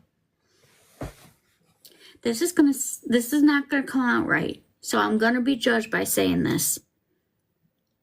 But I kind of hope that she does have stuff to show. Only because we know what I'd like to address a Rule 20 motion first. Go ahead. Okay. Rule 20 The motion. state has failed to show substantial evidence for count 1, conspiracy to commit first-degree premeditated murder. The state has provided no evidence that I agreed with another person that any one of us would engage in certain conduct that I intended to promote or assist in this premeditated murder. Crime premeditated murder requires the state to establish a person caused the death of another with premeditation. The lack of evidence to show any evidence of a conspiracy to commit murder. There was no plan to murder Charles. No evidence has showed that, in fact, evidence suggested self-defense on the part of Alex. So I would like to put that on the record. All right. So you want to put a response on the record? Yes, Your Honor. Looking at the evidence in the light most favorable to the state, there's sufficient evidence based upon everything from the iCloud messages from between Alex, the defendant, and others leading up to July 11th of 2019, that Alex Cox was invited over by this defendant, knowing that they were going to be having an intervention and knowing when Charles would be there and bringing a handgun over with him. The timelines on July 11th of the killing of Charles Vallow and the fact that the number of shots and the physical evidence at the scene, the statements by the defendant to Detective N-Clan that she took Charles Vallow's phone and would not give it back to him, the motive for money, and especially the defendant's motive for having an affair with Chad Daybell. All of those looking at together in the light most favorable to the state, the defendant or the jury could find the defendant guilty of conspiracy to commit first-degree murder. Last word. Do you want to add anything? No, Your Honor. All right. The standard is whether or not a reasonable juror whether or not there's substantial evidence for a reasonable juror to find the defendant guilty. The court does find that there is substantial evidence that a reasonable juror could find the defendant guilty. The court will further add that the jurors are the ones who judge the credibility of the witnesses. And it's ordered denying the Rule 20 motion. Just so you all understand what she just tried there, she tried to get everything thrown out. In case you're wondering. Are you going to present evidence tomorrow, either through witnesses or through your own testimony?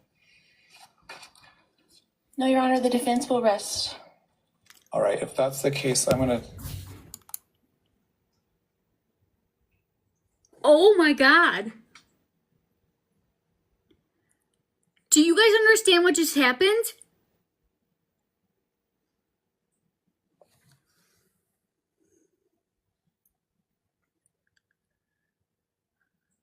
The defense has rested.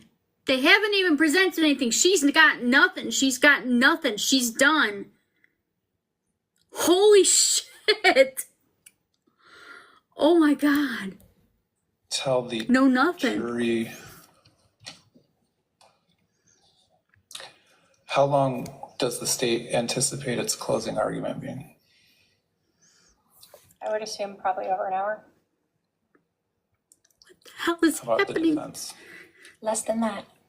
Can we do the closings at 1 p.m.? We can formalize all the jury instructions at 10:30. Is that enough time? The state would request that we do them Monday to ensure that the state would request we do closings Monday to ensure that we don't finish with a rebuttal closing on Monday. Well, I'm willing to go in the morning if we want to start in the morning at 11 and do jury instructions at 10:15 or something like that. Does that work? That is mean. Asking for Monday, but if the court does not allow that, then we'll go whenever the court says tomorrow.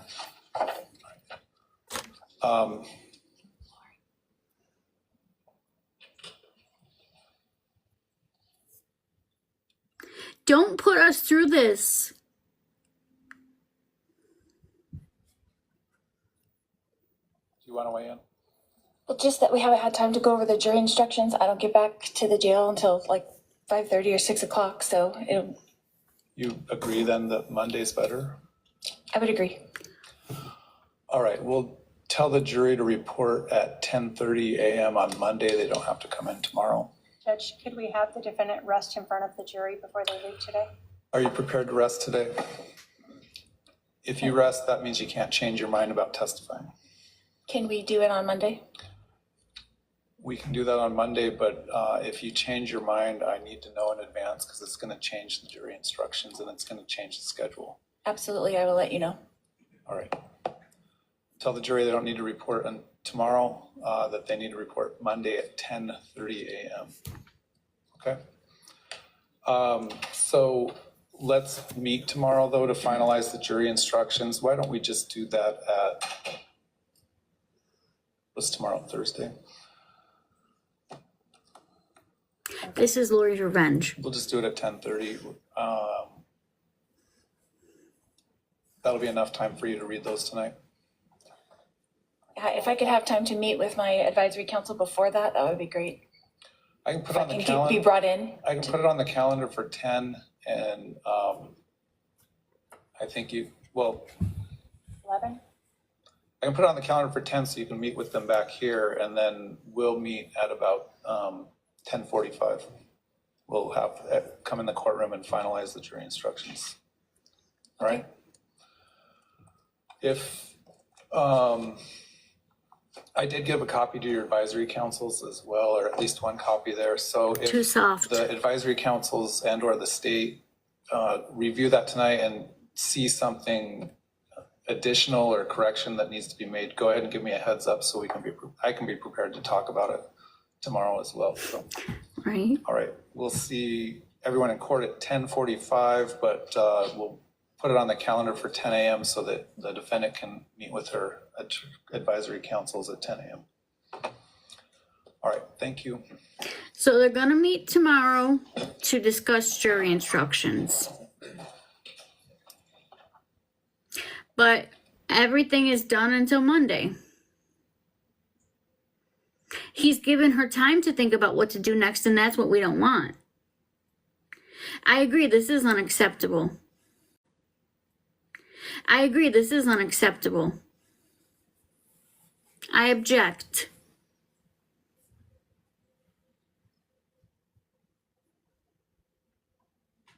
He's too soft, absolutely.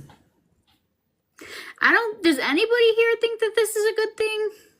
Anybody at all? He really does, Kate. 100% he does.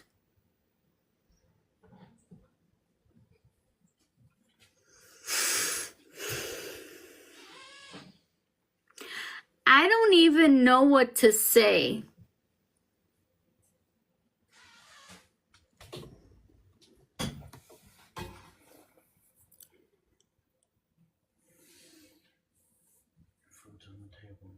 Yes, the state, no, what happened was the prosecutor would just like a little bit more time for getting, her closing statement.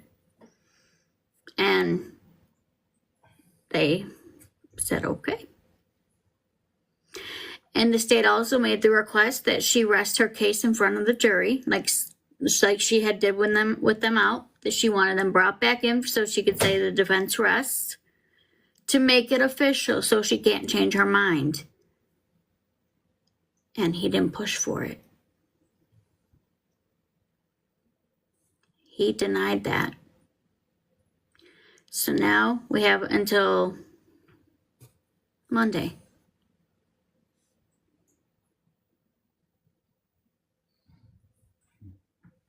Let's hope that this doesn't come back to bite us in the ass somehow.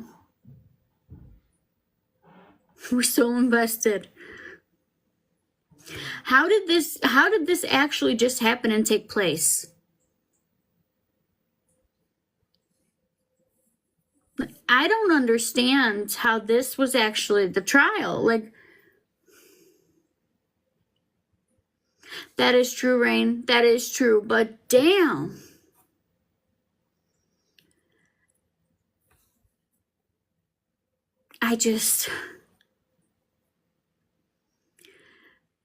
We got thrown 56 curveballs, 84. I mean,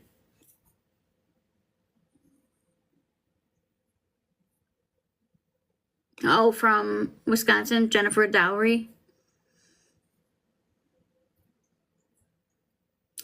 Yeah, when she said the defense rests, mine did too. Didn't you hear it hit and bounce back up?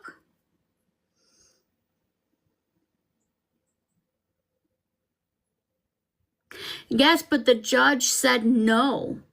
The prosecution asked for her to do so, and the judge said no.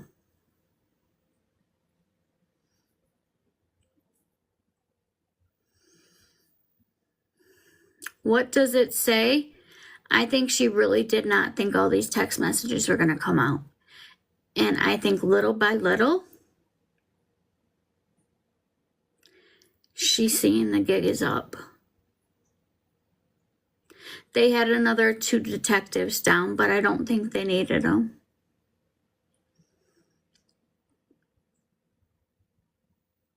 How in the hell was this the actual trial and not an actual movie?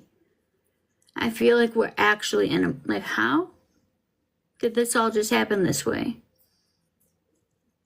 And then the prosecution rests and the defense rests, but not publicly, which means she can change her mind. So she has until Monday to change her mind. They're meeting tomorrow to discuss what the jury's questions or jury instructions will be. So they have the weekend to work on that. Oh, you could better believe it will be. Or a Dateline movie.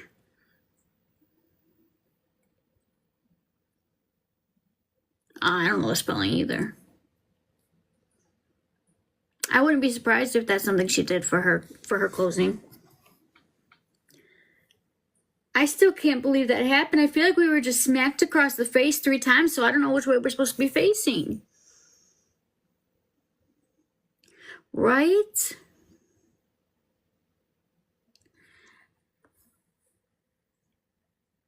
I want to see if Colby goes live tonight. I really do, because I would love to see his reaction to all of that.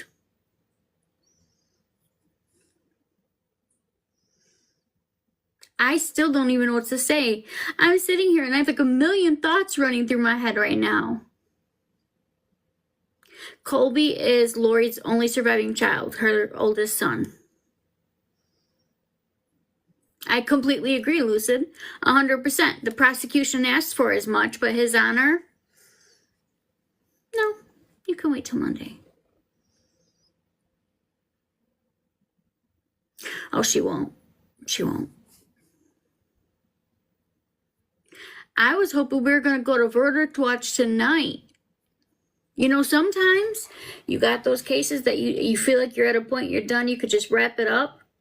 I was hoping he's going to say, are you guys cool, jury, with, digging in tight tonight so we could get this wrapped so that way you guys could have a long weekend and not have to be here?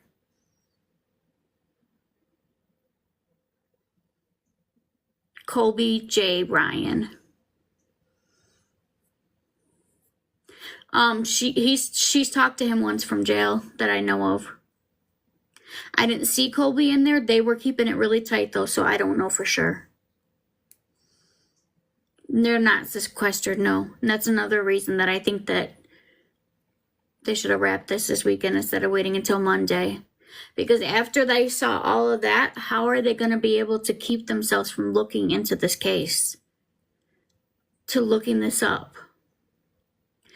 To them searching Tylee, JJ, Tammy. Yeah, they will. They're meeting at 10:30, which is what time? Central Time. 12:30.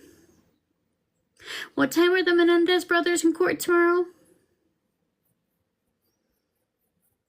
Oh, okay, that makes more sense. I don't know. I don't know. I have no idea.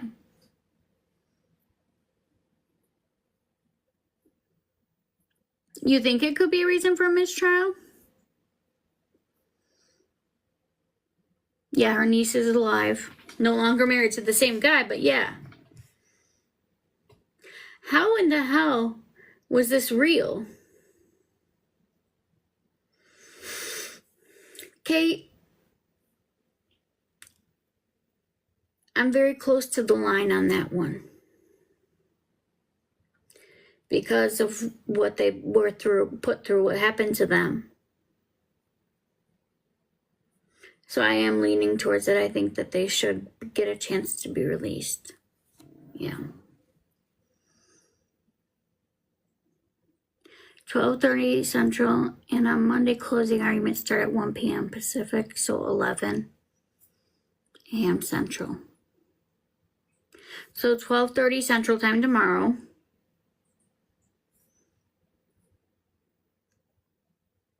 I know they still did it, yep. I know that they still did it. But what wasn't presented to that jury was any proof that they were abused whatsoever. They cut that out. They had to do a second trial, and they made that not be something they could talk about.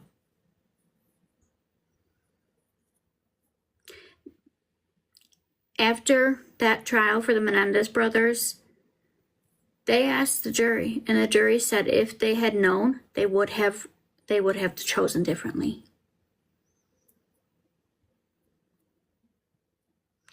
Look, okay, his name is Colby J. Ryan, and he titles it, one of his things, the Scar Wars. So try the Scar Wars and see if that's by Colby J. Ryan. But that is his name. Let me pull it up again. I can't even believe that where we're at right now. Like, how the hell do we walk away from all this tonight and just sit on this until Monday? No, not TikTok, YouTube. That's his YouTube. Sorry. No, it's his YouTube. I don't know if he has a TikTok.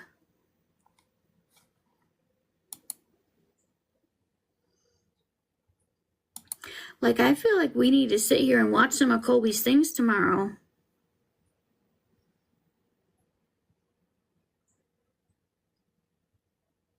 Yeah, it's Colby J. Ryan.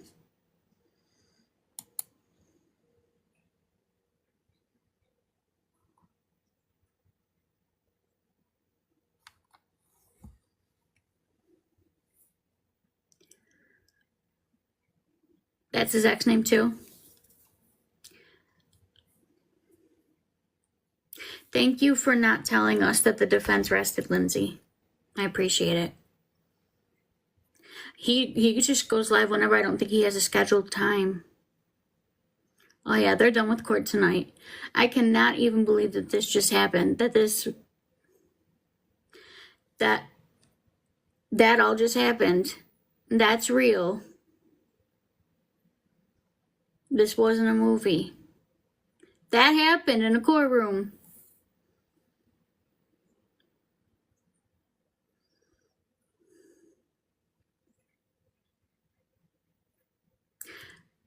Well, the state has rested. The defense unofficially rested. So we're not back here again until Monday.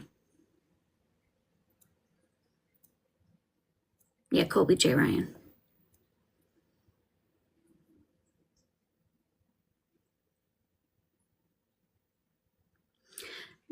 But Lori did not, in front of the jury, say that she rests. So that'll happen on Monday. So that gives her several days to change her mind. It is pretty big. She's not presenting any evidence. She's not testifying herself. Nothing. No witnesses, nothing.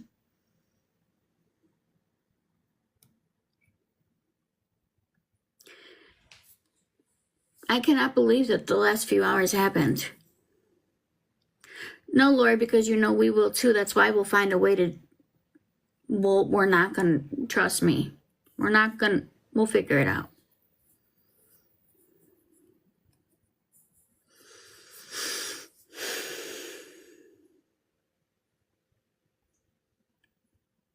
I don't even know.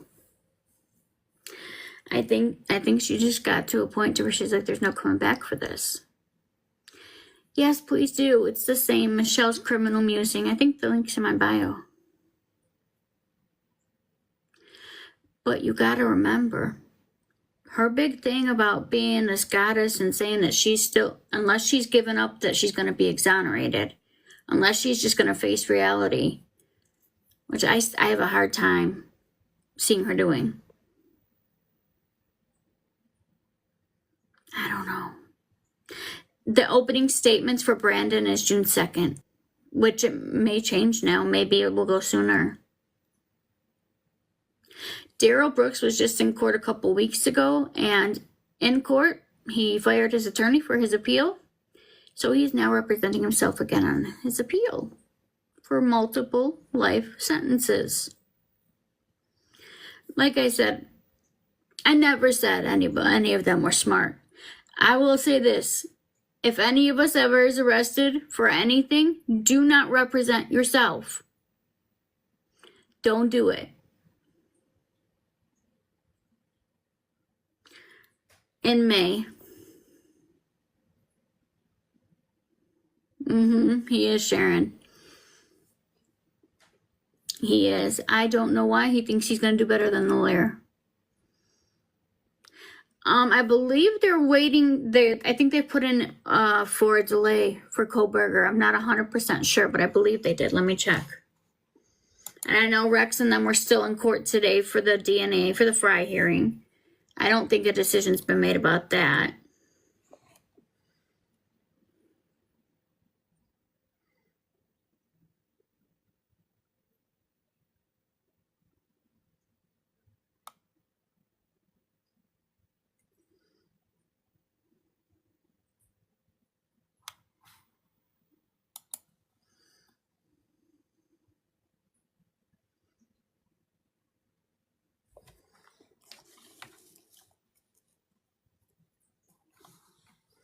Hold on. Sandra, are you in here?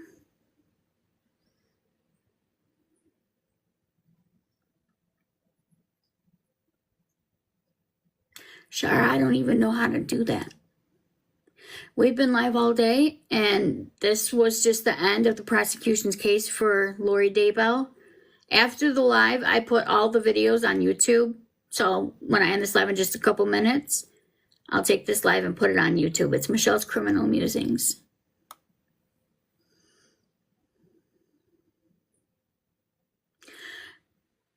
What I want us to try to do later after, we get time to rest and eat, I want us to see if we can find those text messages, see if they've been made public. Don't worry, we're almost done on this live. We're finishing up now. And then we will, after that, I'll download the TikTok live and upload it onto YouTube. It just takes a little bit to do. You missed a lot. I can't even stress that to you enough. So much. Oh yeah, Brian Koberger.